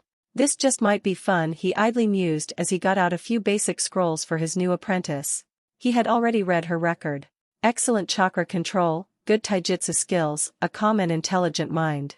He'd make her a damn good medic even if it was the last thing he did. 12 o'clock, Hokage Tower. A silent sigh was heard from the office of one Hiruzen Sarutobi. Even with the help of numerous shadow clones, the many problems that the Hokage currently face were more than enough to tire him. He was half considering quitting the job and leaving it to his single present student to handle. If only Naruto was about 10 years older. Ye gods, is there no end to the paperwork, he thought as his aide came in with yet another pile of, you guessed it, paperwork. Thankfully he had something else to do as well. The new security reports were something quite interesting for him, as a small group of ANBU had checked out the entire village and marked any weaknesses that they could find, while one Shikaku Nara made plans to improve the defenses. He almost laughed when he noticed just how many people were preparing for the invasion under the pretext that they were either simply training with their team or preparing for the finals of the exam. A large batch of sealed order scrolls had been prepared and placed within the safety of the ANBU headquarters vault, ready for the last few days before the finals. He expected that it was the time when Orochimaru would attack, and recent reports further proved that Suna would be joining in, as one of his spies confirmed a military buildup in Sunagakure. How little they knew into what they were coming. If everything went according to plan, the elemental nations would soon be reminded just why Konoha was not to be trifled with. After completing a checkup on all the report, he returned to his favorite pastime. Hokage or not, he was human after all. 1300 hours, Hyuga compound, training grounds. The sounds of flesh hitting flesh continuously echoed from the small yard/training ground. Hayashi Hyuga, clan leader of the Hyuga clan, was feeling proud of both his daughter and nephew. Hinata had finally gotten over her shyness and insecurity and was now helping her cousin in his training as, he had to admit, a surprisingly good sparring partner.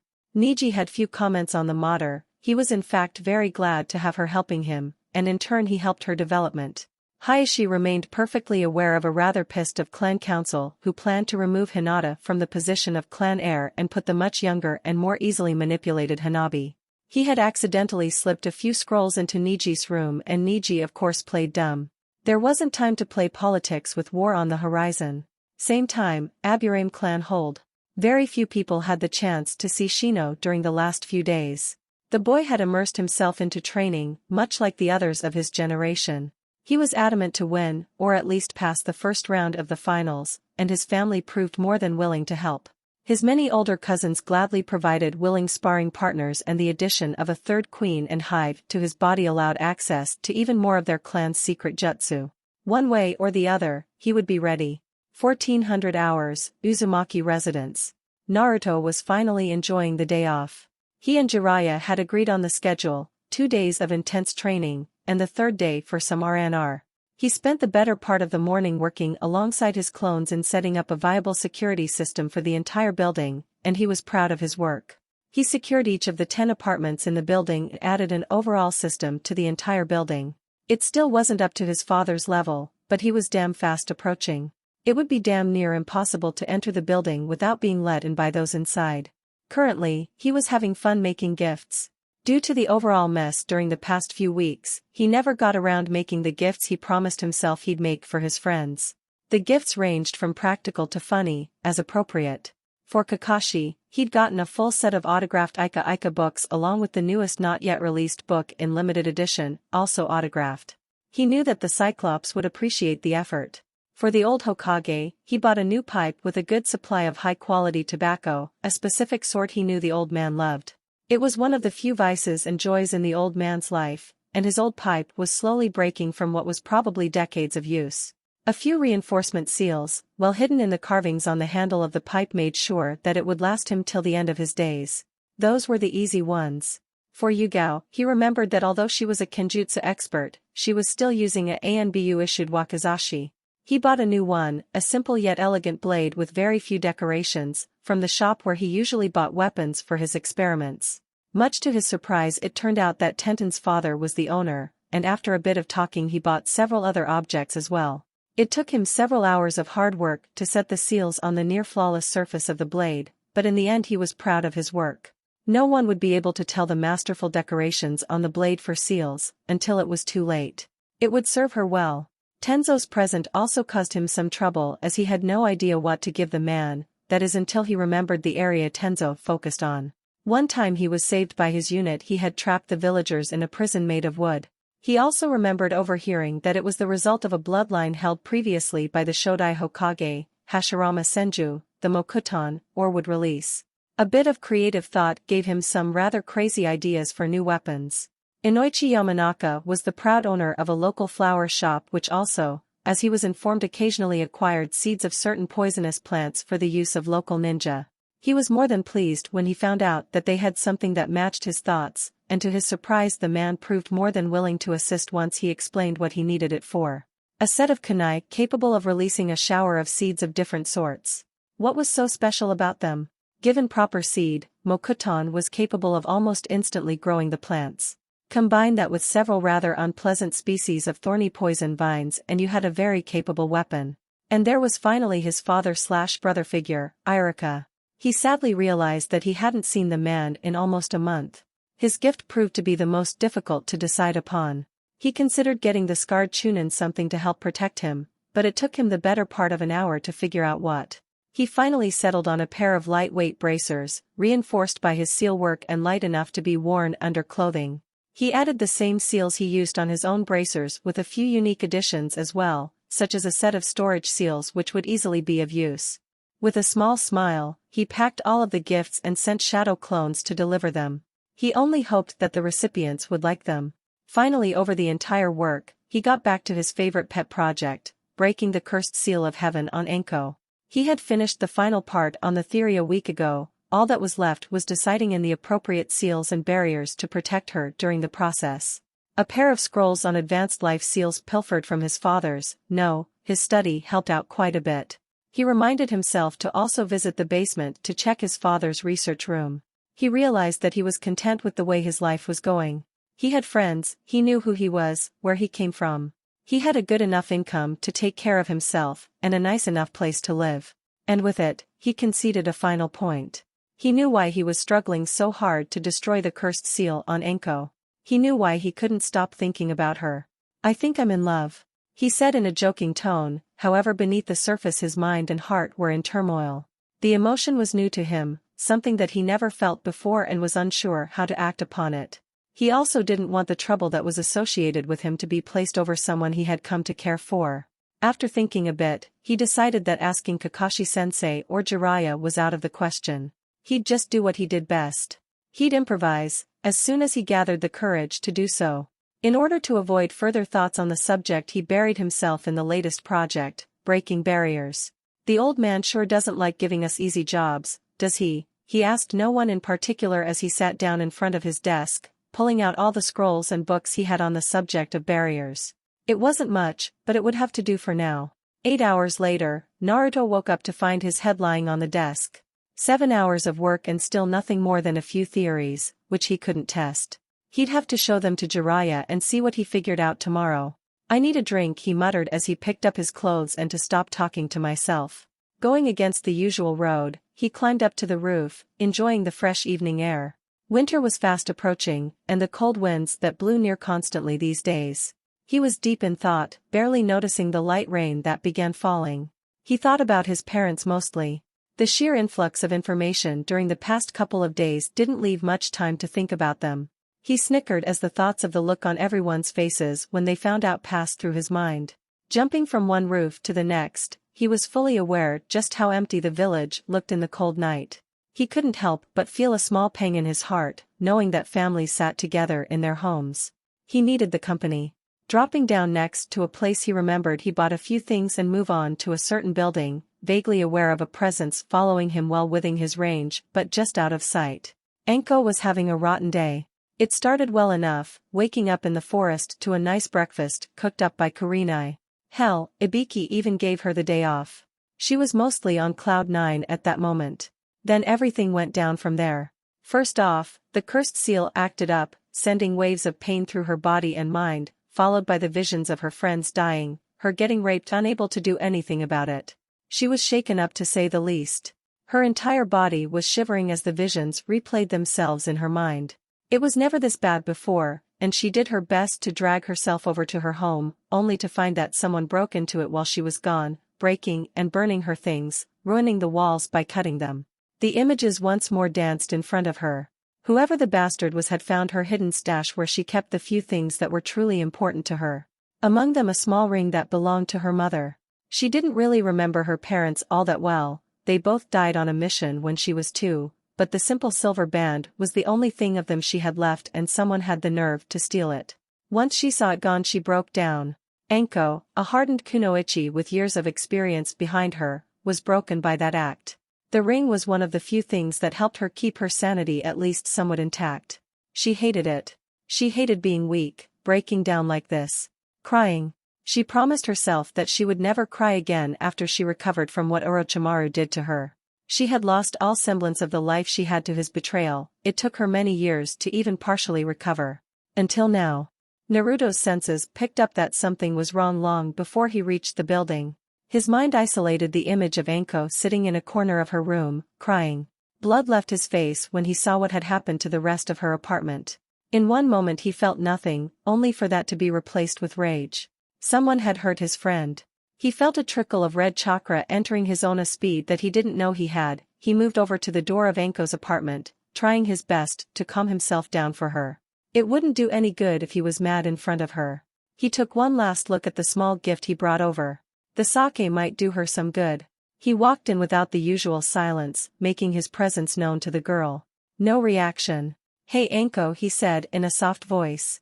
Still no reaction. He walked over to her and crouched, putting a hand on her shoulder. He saw it, and it hurt him. The sad look in her eyes, which were red from crying, the near-silent sobs coming from her mouth, the shivers, both from the state she was in and from the cold air coming through the broken windows. The reaction was instantaneous and surprising, well, at least to him. She jumped from his position and hugged him, burying her crying face into his chest.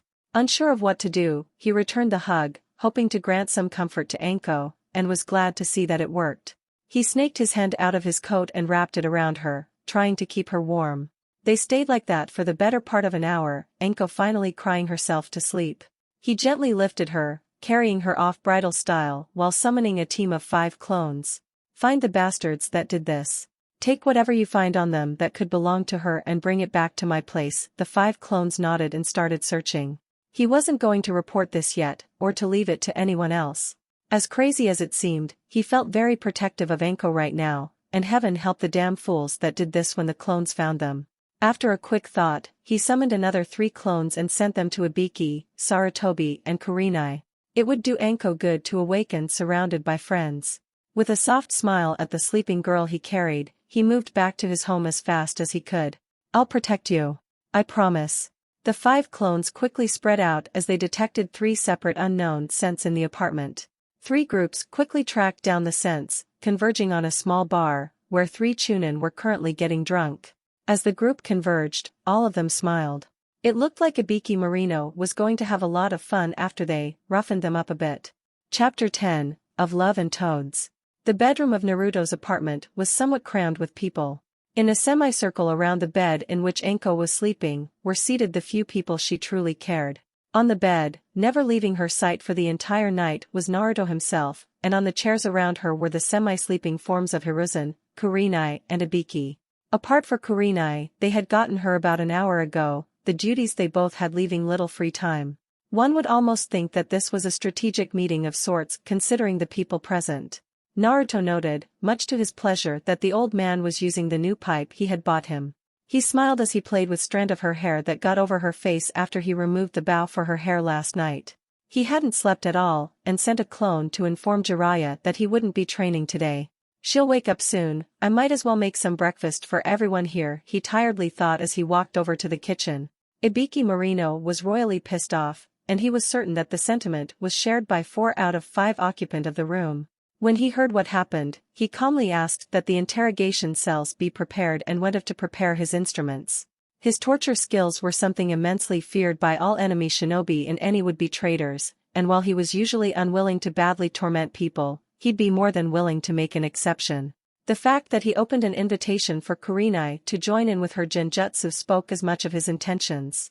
The other thing that occupied his thoughts was the enigma of Uzumaki Namikaze's Naruto. The blonde was a virtual wellspring of surprises, and he had really taken a liking to the young man. He studied him carefully, trying to at least find out what drove him so hard, but most of the time, his face stood as a mask, showing only those emotions he allowed them to show. It was a skill that many needed years to master, but the boy learned it to preserve his own life. Just like many other skills. He would still chuckle at the memory of reading the pursuit reports the ANBU wrote. He'd make a good ninja, probably even better than his father. Kurenai was trying her best to stay awake, waiting for the moment her friend woke up to be there for her. After the late-night visit from a clone of Naruto, whom she almost killed after waking her up by knocking on her window, she stormed over to his apartment, nearly burning herself on the many layered barriers that surrounded the building. She was quickly escorted by a sleepy Kabuto, who had the misfortune of being stuck on the ground floor. Anko was a complete mess, that much was obvious, but Naruto had been doing his best to take care of her. He had removed her trenchcoat and covered her with a warm blanket, while sitting beside her the entire night.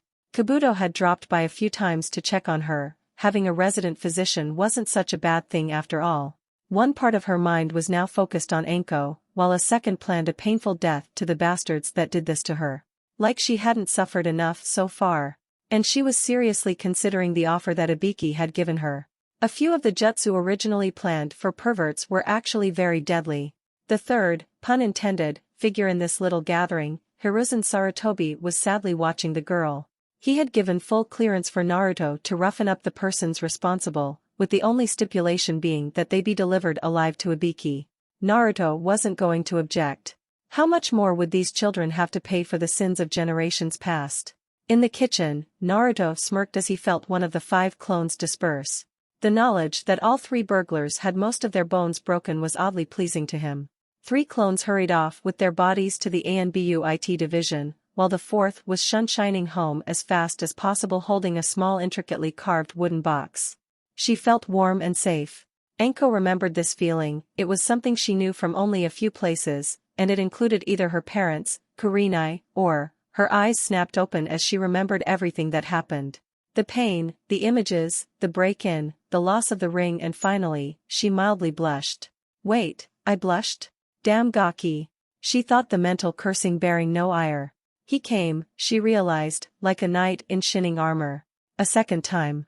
She felt indebted to him, yet she felt that he never even thought of it so, as if it were his sworn duty to help any unfortunate soul he met. Or maybe it was just his character. A deadly ninja with a heart of gold. She was tempted to say that people like that wouldn't survive in the harsh world they live in, but he lived in a village in which many did their best to end his life, so that would be a moot point. Besides, he knew when to kill. Naruto! Anko's waking up Kurenai loudly called the blonde. The others instantly woke up as well. Anko slowly got up only to be greeted by the worried faces of every person that she called friend. It was enough to send another tear to her eyes. When Naruto finally walked in carrying a tray with breakfast and a glass of juice, the tear finally left her eye, gently flowing down her cheek. Her tear was instantly countered by a hug from Kurenai, followed by soft words of comfort, the normally controlled woman doing whatever was in her power to help her friend. The 3 men smiled happily at the 2 hugging women.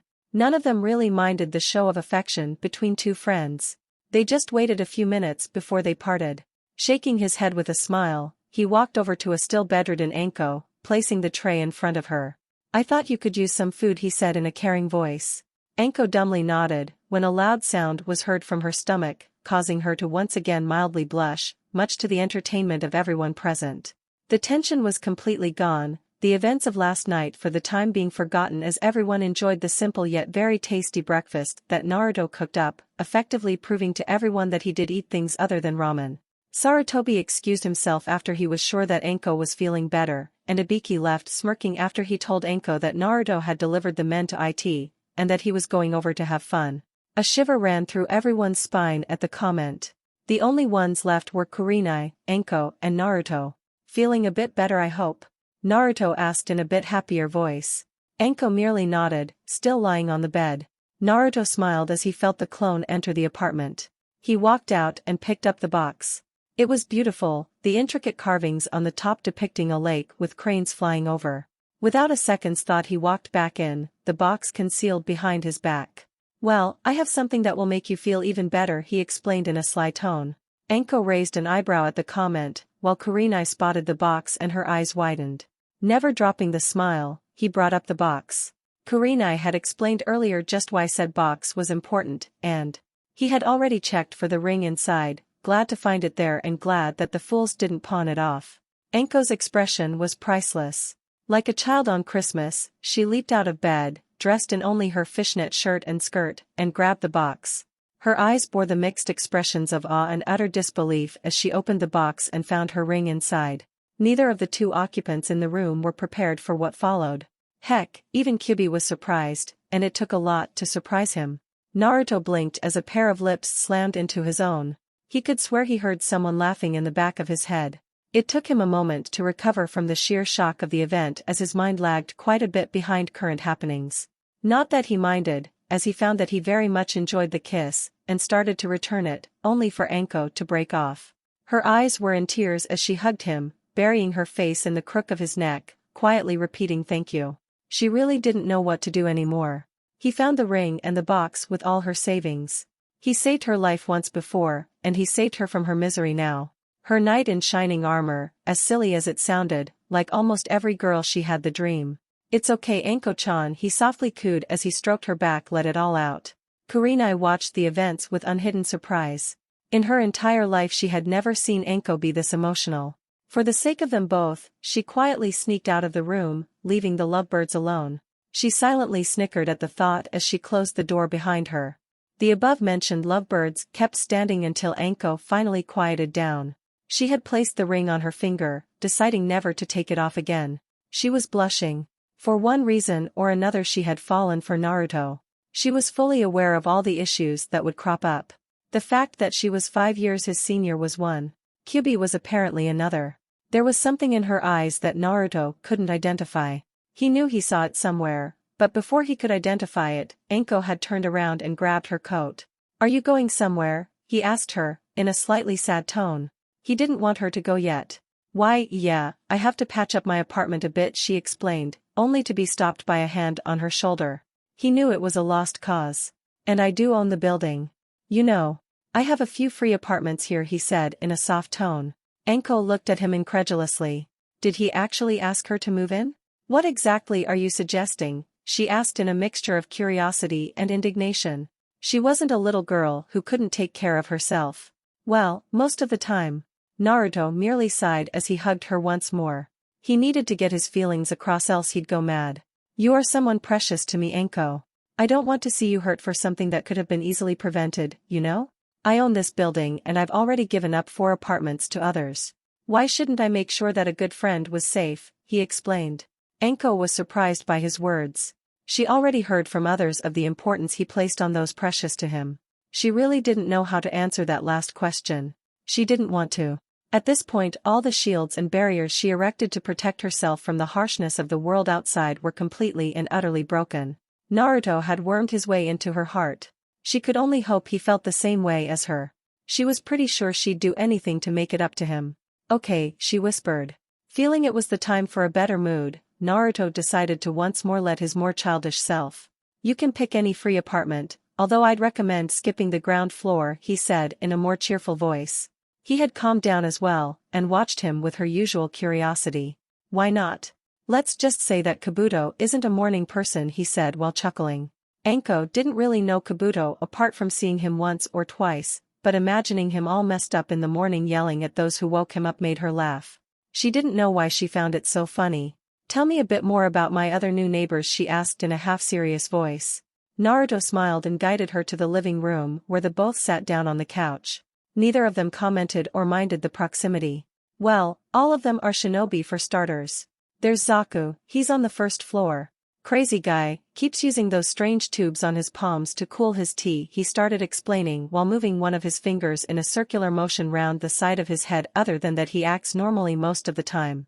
I still shiver when I think of the singing when he uses the shower," and indeed he shivered, making Anko snicker. "Keep laughing, girl, he's your neighbor as well, and most of us keep the silence seals down."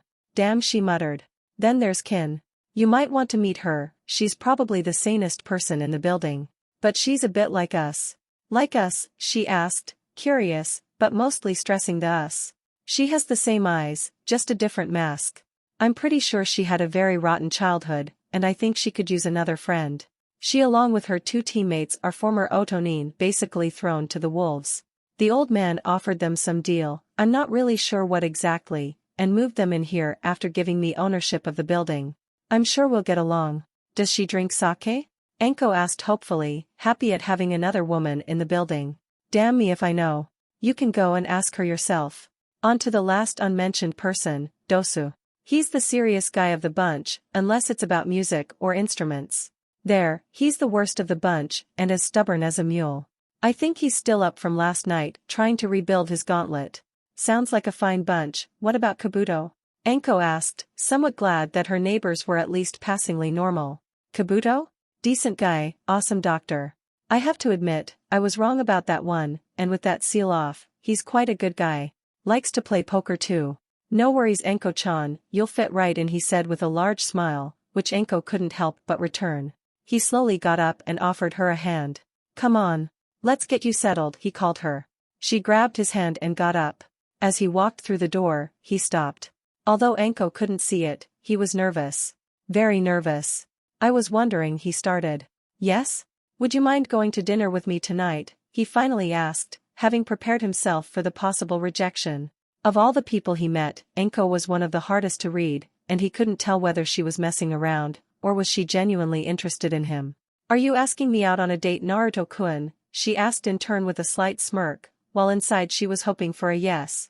"If you want to," was all he replied as he walked out, a beaming smile on his face. Anko smiled as well as she followed him. "Tonight at 9? Why not?" she quickly replied as they entered another apartment near Naruto's. 12 o'clock, Konoha ANBU headquarters, TI division interrogation cells. "Are they still alive?" came the rather smug and content voice of Marino Ibiki. A group of medics were fixing up the 3 burglars from last night. The leader of said group, a brown-haired man in his late 20s, turned to face him, one of his hands setting his glasses. "Hi. They'll live. It looks like they pissed someone off badly." "That they did. I still can't figure out how the hell the kid managed to mangle them so badly and leave them alive," Ibiki explained, with a small hint of jealousy towards the blonde. "It was his job to break them up, damn it. Still, no one said he couldn't have fun." The sadistic grin on his face was more than enough to make the others take a step away. Even the ANBU knew better than to get between Ibiki and someone that pissed him off. "So, you think you can just break into Anko's home, do you?" Ibiki asked them without expecting an answer. Not that they could answer, being gagged as they were. Many would be very thankful for the excessive privacy seals that covered the entire building. Same time, Namake's estate. Naruto sighed as he continued searching the ground floor for the entrance to the basement. He came across everything he didn't need at the moment. His father's wardrobe, his mother's makeup, the broom closet, even the hot spring, but no basement. Deeply annoyed at the lengths his father went to protect his work, he finally returned to the study, hoping to find some information on it. And as he went by, he noticed a faint glint on the wall opposite from the study door. A wide grin spread over his face as he recognized the familiar outline of a blood seal. "So that's where you've been hiding it. Leave it to Dad to hide things in plain sight." Without wasting any time, he bit his thumb and smeared the blood on the surface. Instantly, the previously invisible panel was covered by a golden latticework of seals, quickly covering the entire surface and simply turning ethereal. Naruto watched the effects in awe as he walked through. "I still have a lot to learn before I reach your level, Minato Namikaze," he silently mused as he descended the flight of stairs. Another thought was going through his head as well. The fact that he actually couldn't sense anything through the small cracks of the various doors in the house, along with not being able to detect the hidden doorway, surprised him.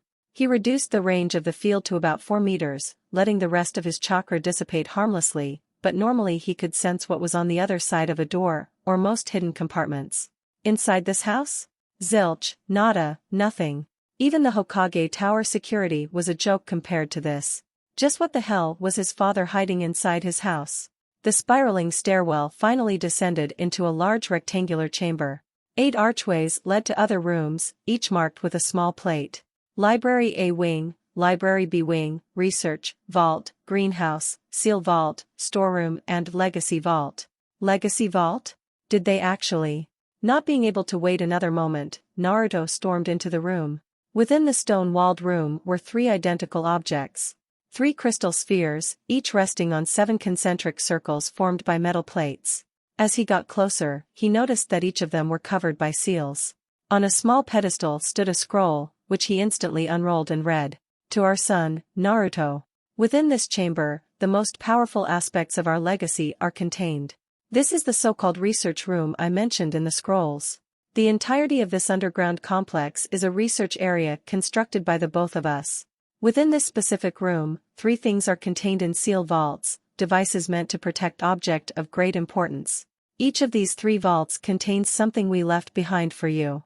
Among them are your mother's sword and your father's notes on the Hiraishin Jutsu. The third one is the result of years of research, a codex of seals, as it were. It was a life's work, and we leave it to you to learn from and complete. The vaults can only be opened by someone of our combined blood, in other words, only you, Naruto.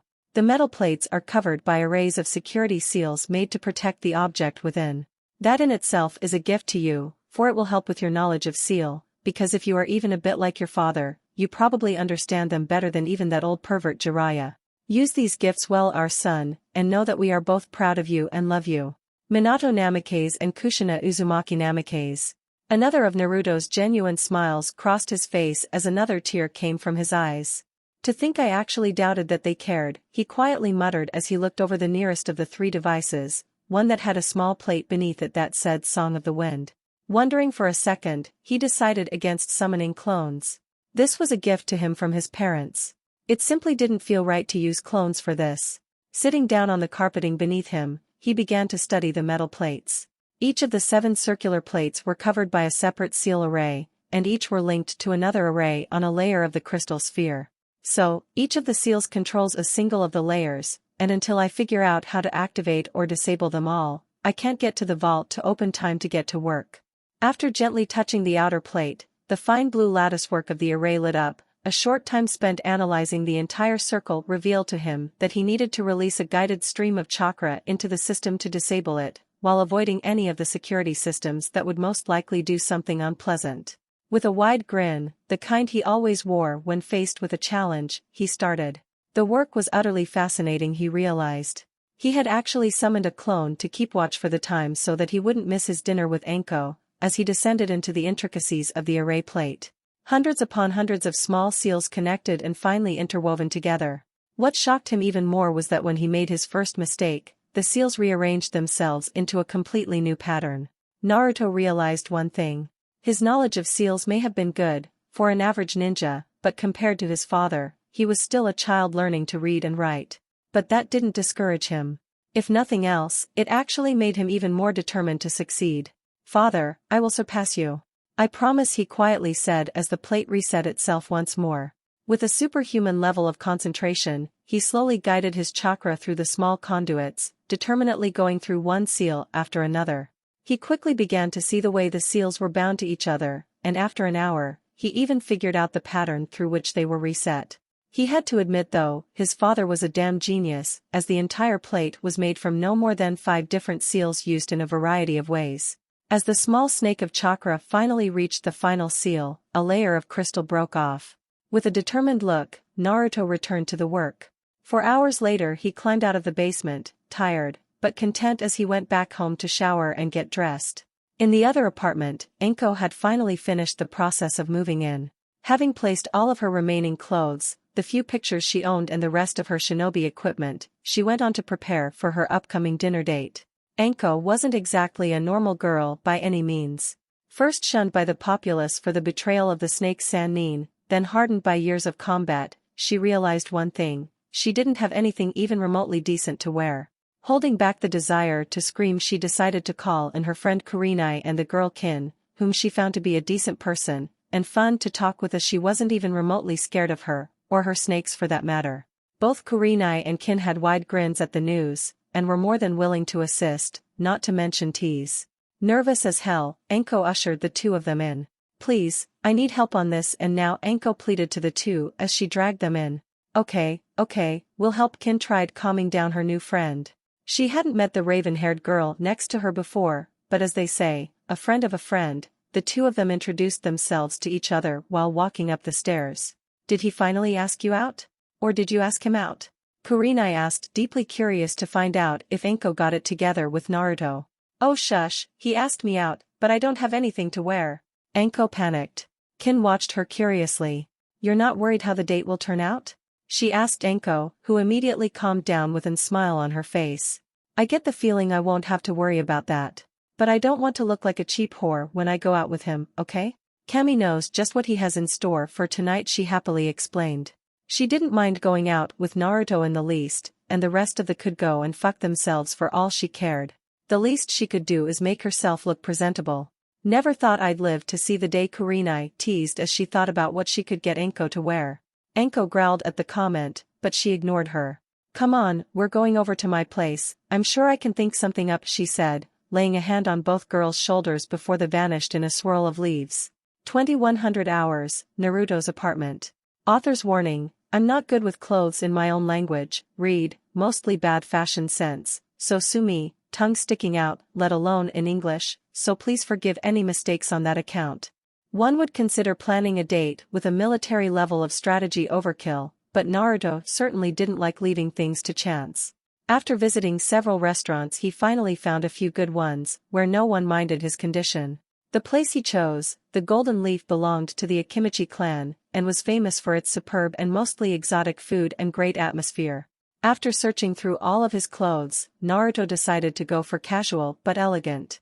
He really didn't have much to wear, but all the clothes he had were in perfect condition, spotless, ironed and folded.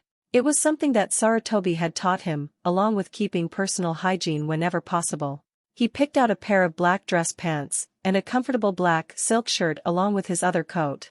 One of the advantages of having Kyubi sealed inside you was the fact that cold weather no longer presented a problem, so the elegant dark blue coat was for show more than anything else. Unlike the other one, this one wasn't meant for combat, rather for events such as this one. He took another look at his somewhat unkempt hair. It had been 2 months since he last cut it, so he sat down and summoned a clone to shorten it for him. Content with his normally short spiky hair back, he put on the finishing touches, his favorite necklace, and prepared himself to face Anko. "Good luck, Kit, if it's any help, you're looking good," the ancient fox kindly commented as he prepared himself for the probably utterly embarrassing and highly entertaining night that would follow. "Thanks, Q. It does," Naruto replied, blissfully unaware of the thoughts of his tenant. In the other apartment, Kin and Kurenai were admiring their handiwork. "Knock 'em dead, girl," Kurenai said while Kin smiled as Anko waited for Naruto to come. Nervous as hell, Naruto stood in front of the door to the apartment he gave Anko. He had completely dropped the radiant sphere, mostly because he needed every bit of concentration to keep himself from chickening out. Fighting Orochimaru? Easy. Going out with Anko? Not exactly a walk in the park, although that's not such a bad idea. After knocking, he simply waited, keeping the flowers he bought her behind his back. He didn't really have much taste in picking out flowers for a girl, unlike growing them that required some previous knowledge, so he asked Ino for help. Being the ever-curious gossip she was, in return for the reason why he needed flowers, she helped him. The bouquet of red lilies was unusual, but beautiful. "I'm coming," answered an equally nervous voice Naruto recognized as Anko's. When the door finally opened, he was left speechless. In front of him stood what he in a moment believed to be a goddess. Anko was dressed in a long dark purple dress which hugged her body closely, accentuating her curves and making Naruto feel hot and bothered. Her purple hair was falling freely onto her back, held only by a small black bow. In a word, she was gorgeous. Nervously swallowing, he focused every single bit of his will into calming himself down. Hey Anko," he stuttered, but calmed down. Anko smiled at him and licked her lips. "Hey Naruto. You're looking nice," she almost purred. The teasing actually relaxed Naruto. "You're looking quite beautiful yourself," he replied. "A small gift for you," he whispered and pulled out the red lilies. She blushed slightly and accepted the flowers, walking back in and putting them in a vase before they left, Naruto offering his arm to her. "So, what have you got in store for tonight, Naruto-kun?" Anko asked curiously as they walked, feigning ignorance to the many surprised looks at the couple. "It's a surprise, Anko-chan, and no amount of flirting will loosen my lips," he teased back, while she pouted. Both began quietly laughing as they walked. A while later, Anko watched in surprise as they entered the Golden Leaf. "Do you have reservations?" the aged majordomo asked politely. Naruto nodded. "A table for 2 under the name Uzumaki," he replied calmly. The man looked over a small list, absently nodding to himself. "Right this way," he said, guiding the two to a table next to the fountain in the middle of the restaurant. Naruto pulled out the chair for Anko to sit down before sitting himself. After being handed a pair of menus, Anko decided to speak up. "You know, you didn't have to take me out somewhere this extravagant," she said in a light teasing voice, "but that's why I appreciate it," she added, a heartwarming smile. Naruto was genuinely surprised with her behavior. The Anko he had met was usually nice, if a bit dangerous and guarded. The mask she made by scaring off people was gone as well. He smiled, realizing that she trusted him. And liked him as well. "It's more than worth it if I get to see that smile," he softly said, to which she blushed again. He returned his focus to the menu in front of him, actively considering what to eat as Anko did the same. The waiter soon left, having gotten the orders, while the couple returned to small talk as they waited for the food. The conversation went from the usual subjects of missions and assassination techniques, which mildly unnerved some of the nearby patrons, to the more unusual ones, for them at least. Time passed quickly in their conversation, although neither paid much attention to the words the other said, opting instead to keep their eyes locked. For the first time since he met her, Naruto saw warmth in her dark eyes and a hint of happiness, something that she sorely lacked. Something he'd be more than willing to provide. Her eye lock was broken by the sudden arrival of the food they ordered. Tempura chicken and wine for Naruto and a seafood risotto and sake for Anko. They both tasted their food. Naruto would have to say it was exquisite. "How's the food?" Naruto asked tentatively. Anko stopped eating for a moment, opting for a sip of sake while she thought of a good answer. Adequate, she replied with a mock-serious face. Naruto laughed lightly and took a sip of his own drink. The wine was nice, he had heard of the imported drink before, but he hadn't had the chance to taste it before. Now he found it to his liking. The rest of the dinner went on in relative silence, the occasional smile gracing their lips from time to time. With their meal finished, they opted to just keep sitting for a while, enjoying their respective drinks and views, leaving almost an hour later. As they left, Naruto noticed that the sky cleared up during the time they were at the restaurant. Now might not be such a bad moment for a walk, he mused as he turned his head to Anko, who was holding his arm. Naruto smiled, he had to admit they looked like a good couple. Up for a walk? He asked her. Anko nodded, and the pair slowly walked away towards the park. Naruto's watch never faltered, and he easily noticed the same figure that was following him for a while now. Whoever it was, kept their chakra well suppressed and constantly kept to the shadows. He decided to let it go for now, as long as his date wasn't interrupted, he could always find out later. The largest park in Konoha was beautiful at any time of the year, mostly due to the fact that the flowers tended to bloom the almost year-long thanks to the warmth that the pond, warmed by a hot spring feeding it, making sure that the winter snow never stayed long. The couple silently walked, enjoying the beauty of the land around them. The soft moonlight, reflected in the pond, the stars shining brightly in the sky above. The scent of late autumn flowers and the feel of leaves beneath their feet. The light perfume that Anko carried that Naruto finally noticed. Anko, on the other hand, finally noticed the small necklace that Naruto always wore. She had noticed the piece before, but didn't give much significance to it. Now, she was intently watching it as her head rested on Naruto's shoulder. "Hey, Naruto," she softly whispered. Naruto murmured back. "Where did you get that necklace?" "It's beautiful," she quietly asked. Naruto suddenly stopped, a sad smile adorning his face. "It was a gift, from a dying friend. A reminder of a promise I made," he softly explained as a tear found its way down his cheek. Anko gently brushed it away. "Sorry for bringing up bad memories," she whispered again, and Naruto gave back one of his smiles. After a moment's silence, he made a decision. Gently untangling his arms from hers, he whispered into her ear, "Close your eyes." Anko obeyed without question, wondering what he was going to do.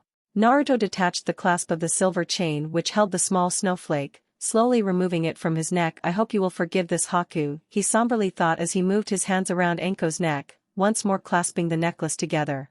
"You can open your eyes now," he whispered. Anko did so, her hands immediately going for the necklace. Just as she opened her mouth to protest, Naruto shushed her. "That necklace serves as a reminder of my promise, it is my dearest possession. A promise to protect all those I hold precious to me. You, Anko, are precious to me, and I want you to carry it because..." He stopped, drawing a deep breath, gathering the confidence he needed, "Because I love you." Anko was once more left speechless. He loved her? That was what she wanted. She knew she loved him, but it was still a surprise. With a smile that could melt iron, she hugged him and kissed him.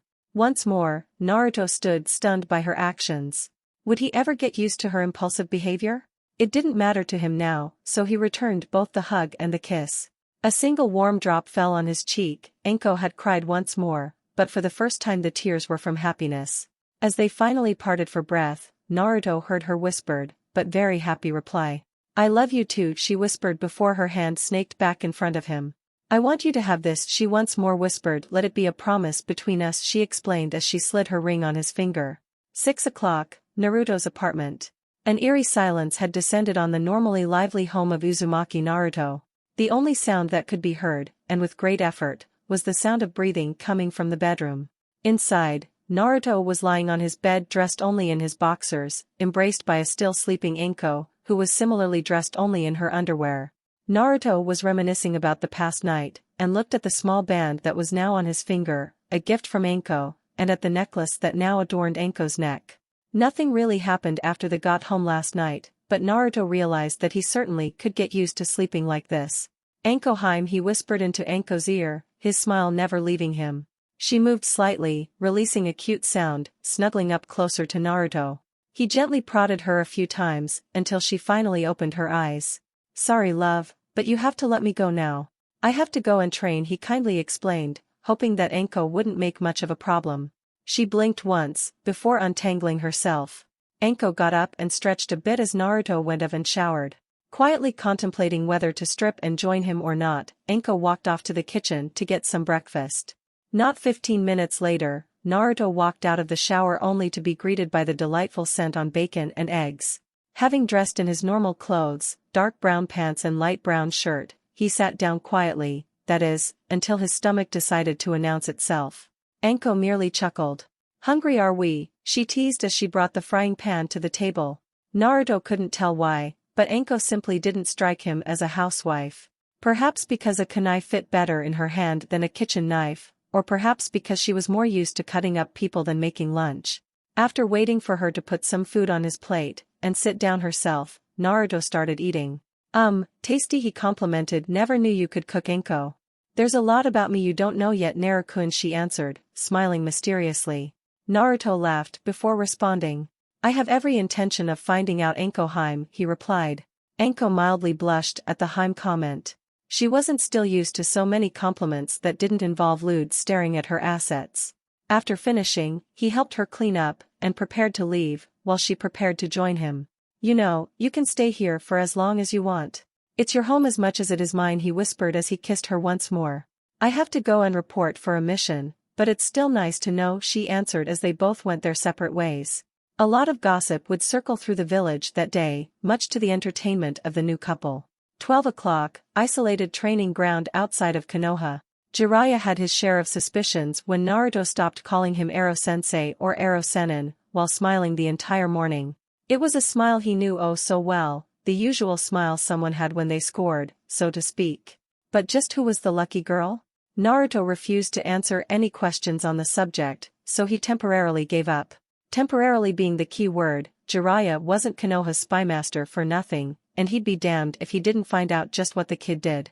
"Alright, we're done with the usual chakra control exercises, and I see that your wind manipulation is going well," he started, and Naruto dispelled his usual legion of clones. "Training your taijutsu would require teaching you another style, and that would take at least 2 months before you could use it well, but we will still spar every second day so that you don't grow rusty. From this point onward you're learning only kenjutsu and ninjutsu.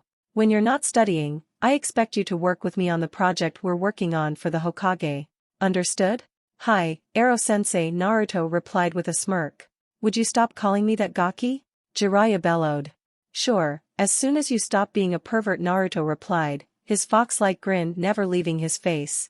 Sighing in defeat, Jiraiya settled with mumbling about disrespecting brats as he pulled out a set of 6 scrolls. 5 out of these scrolls contain a highly detailed explanation on 5 different jutsu. These are a short selection of those I know that I expect you can learn and master during the remaining time. 2 of them are elemental, and the rest use pure chakra. The 6th scroll, here Jiraiya smiled, is something I acquired from Kiri. I think you'll find it useful. Jiraiya tossed him the scrolls, and Naruto, being as curious as he was, immediately went for the 6th one. Unlike the other 5 that were brand new, the last one was an ancient scroll, the paper yellowed from age. He carefully unrolled, and began reading. The teachings of Master Kai's Tarak on the subject of Zanbato. "I was in luck to find that one, even more when I found out that you had his sword," Jiraiya explained with a content smirk. "It should help you find out what that last seal means. Now read the rest of the scrolls, give one to a clone each and read them through carefully. I'll be back in 2 hours, and I will ask you about each and every one of them. Oh, and one more thing, if you manage to learn all of them up to a week before the exams, I'll teach you summoning and allow you to sign the Toad contract," Jiraiya explained, planning to get a rise from the blonde. And, the desired effect was easily achieved, much to his pleasure. Naruto wasn't hard to motivate, thankfully. Naruto nodded and summoned 5 more clones, each taking enthusiastically to one of the scrolls while Jiraiya went off, presumably to do some of his research. The work of Master Kai's was at times boring and at times exciting. The scroll didn't simply cover the use of the sword, but the philosophy and psychology behind it, the occasional sword move being neatly concealed in the mostly theoretical text. He carefully studied the scroll, and as soon as all 6 of them finished reading, he dispelled the clones, absorbing the knowledge. The 5 jutsu were interesting to say the least. The first was Earth Release, Swamp of the Underworld, mostly an offensive/support jutsu which created an area of swampland fueled by the user's chakra, the size and depth depending on how much chakra was used. The second one was a more esoteric skill, but still quite deadly. The Needle Jizo, as Jiraiya called it, funneled chakra to instantly enhance the growth of hair, while forming said hair into a powerful quill shield which surrounded the body. Said shield could also protect another person or two if needed, and would be dispersed as soon as it was no longer necessary. The third was his patented transparent escape, which, although mostly used for peeping, was a godsend for espionage, which Jiraiya pointed out. The fourth jutsu was something that brought a wicked grin to his face. The 5 elements seal was no simple thing to make or use, requiring a large amount of chakra to manifest. The effects were simple. The seal could permanently suppress any chakra, however, when added to an already existing seal that bound a bijou, its chakra as well as having the side effect of messing up the victim's chakra control badly. In other words, it would most likely leave the intended target, Gaara, weak as a kitten. Whether he could learn the jutsu or not, was a different question though.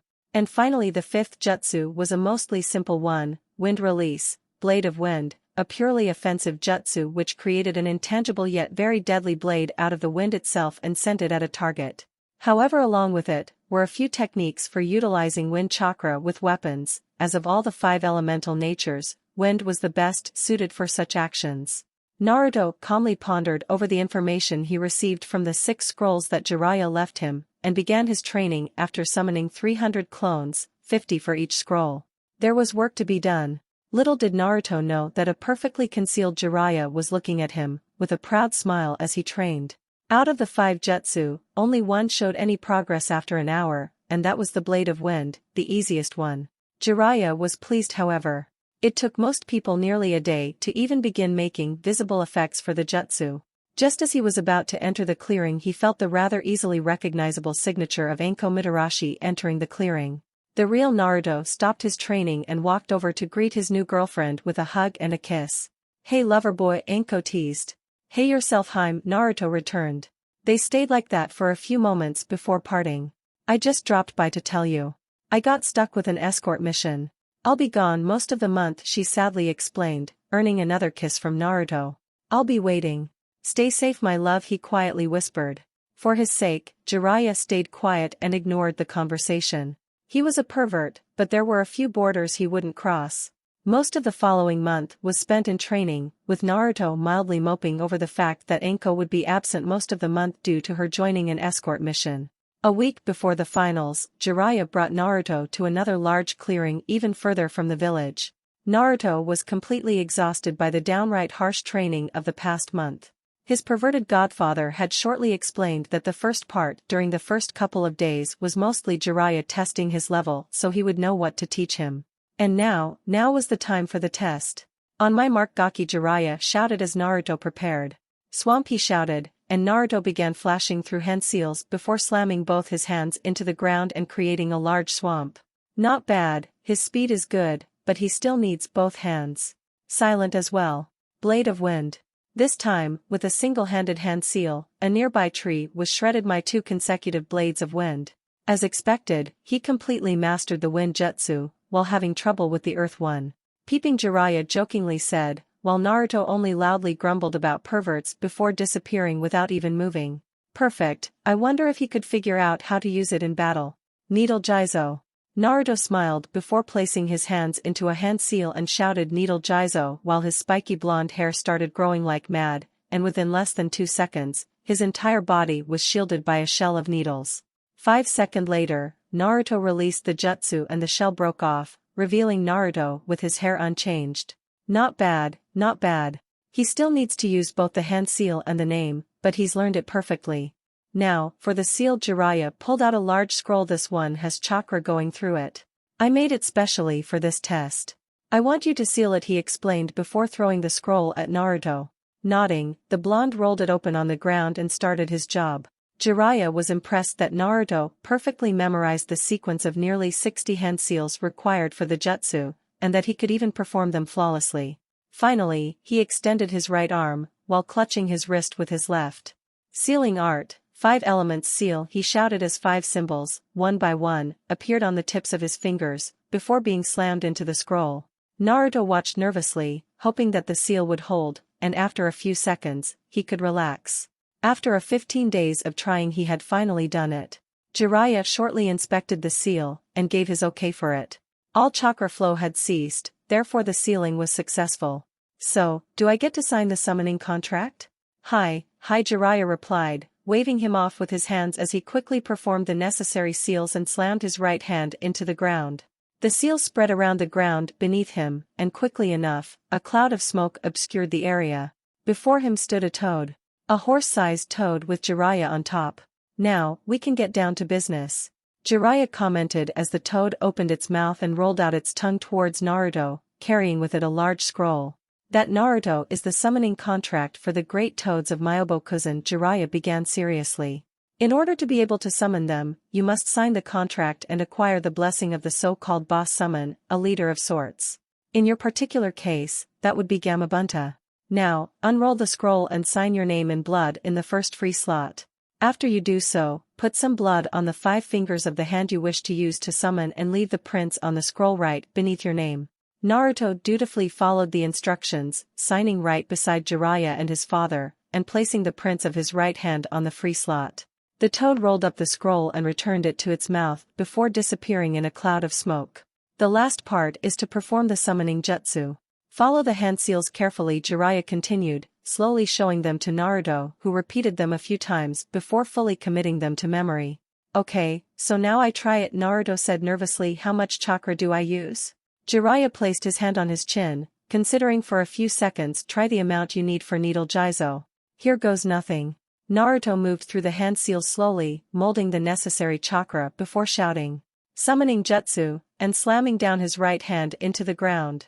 The array of the summoning quickly spread beneath his palm and a puff of smoke appeared. As it cleared, Naruto spotted a small orange frog, the size of a smaller dog. Yo, the frog saluted. Naruto was about to say something when Jiraiya's hand descended on his shoulder. Good work, kiddo. When I started, the best I could do was to summon a tadpole, he jokingly commented on the situation. Hey Gamakichi. How's your old man? Jiraiya saluted the tiny frog. Jiraiya, the small toad happily shouted. Pop's fine. Ma and Pa send their regards and told me to invite you for dinner. Color left Jiraiya's face at the mention of dinner. Sorry, I'm kinda busy. Yeah, busy tonight. Shaking his head, he got back to the matter at hand. Naruto, meet Gamakichi. Gamakichi, meet Naruto, the newest toad summoner. Pop's gonna like this one, he looks funny. Yo, I'm Gamakichi, nice to meet you. Gamakichi offered his hand, Pa, Fin, whatever, to Naruto, who had to crouch down. Naruto Uzumaki Namikaze. Likewise, he returned with a smile. He liked the little guy. If he could scare Jiraiya that easily, for the first time in over 4 months he felt the distinctive need to do a prank. Gamakichi jumped on Naruto's shoulder, and he didn't mind in the least. So, what do we do now? Gamakichi asked curiously. Well, I'm supposed to summon your pops apparently to get his blessing or something, Naruto replied. Ah, that stuff. Might wanna wait about 10 more minutes though, the small toad mused. Why exactly? Naruto asked with a raised eyebrow. Pops hates people who get him up from lunch without either a good fight or good sake. Sounds like a swell guy. From behind them, Jiraiya watched as the two talked and bonded. What Naruto didn't know was that he was already accepted as the summoner, the rest was mostly protocol. It should be safe about now, Jiraiya offhandedly commented. Gamakichi jumped off Naruto's shoulder and hopped off to Jiraiya. Both took a few steps back as Naruto mentally prepared himself. Naruto, pull as much chakra as you can into this one and call for Gamabunta.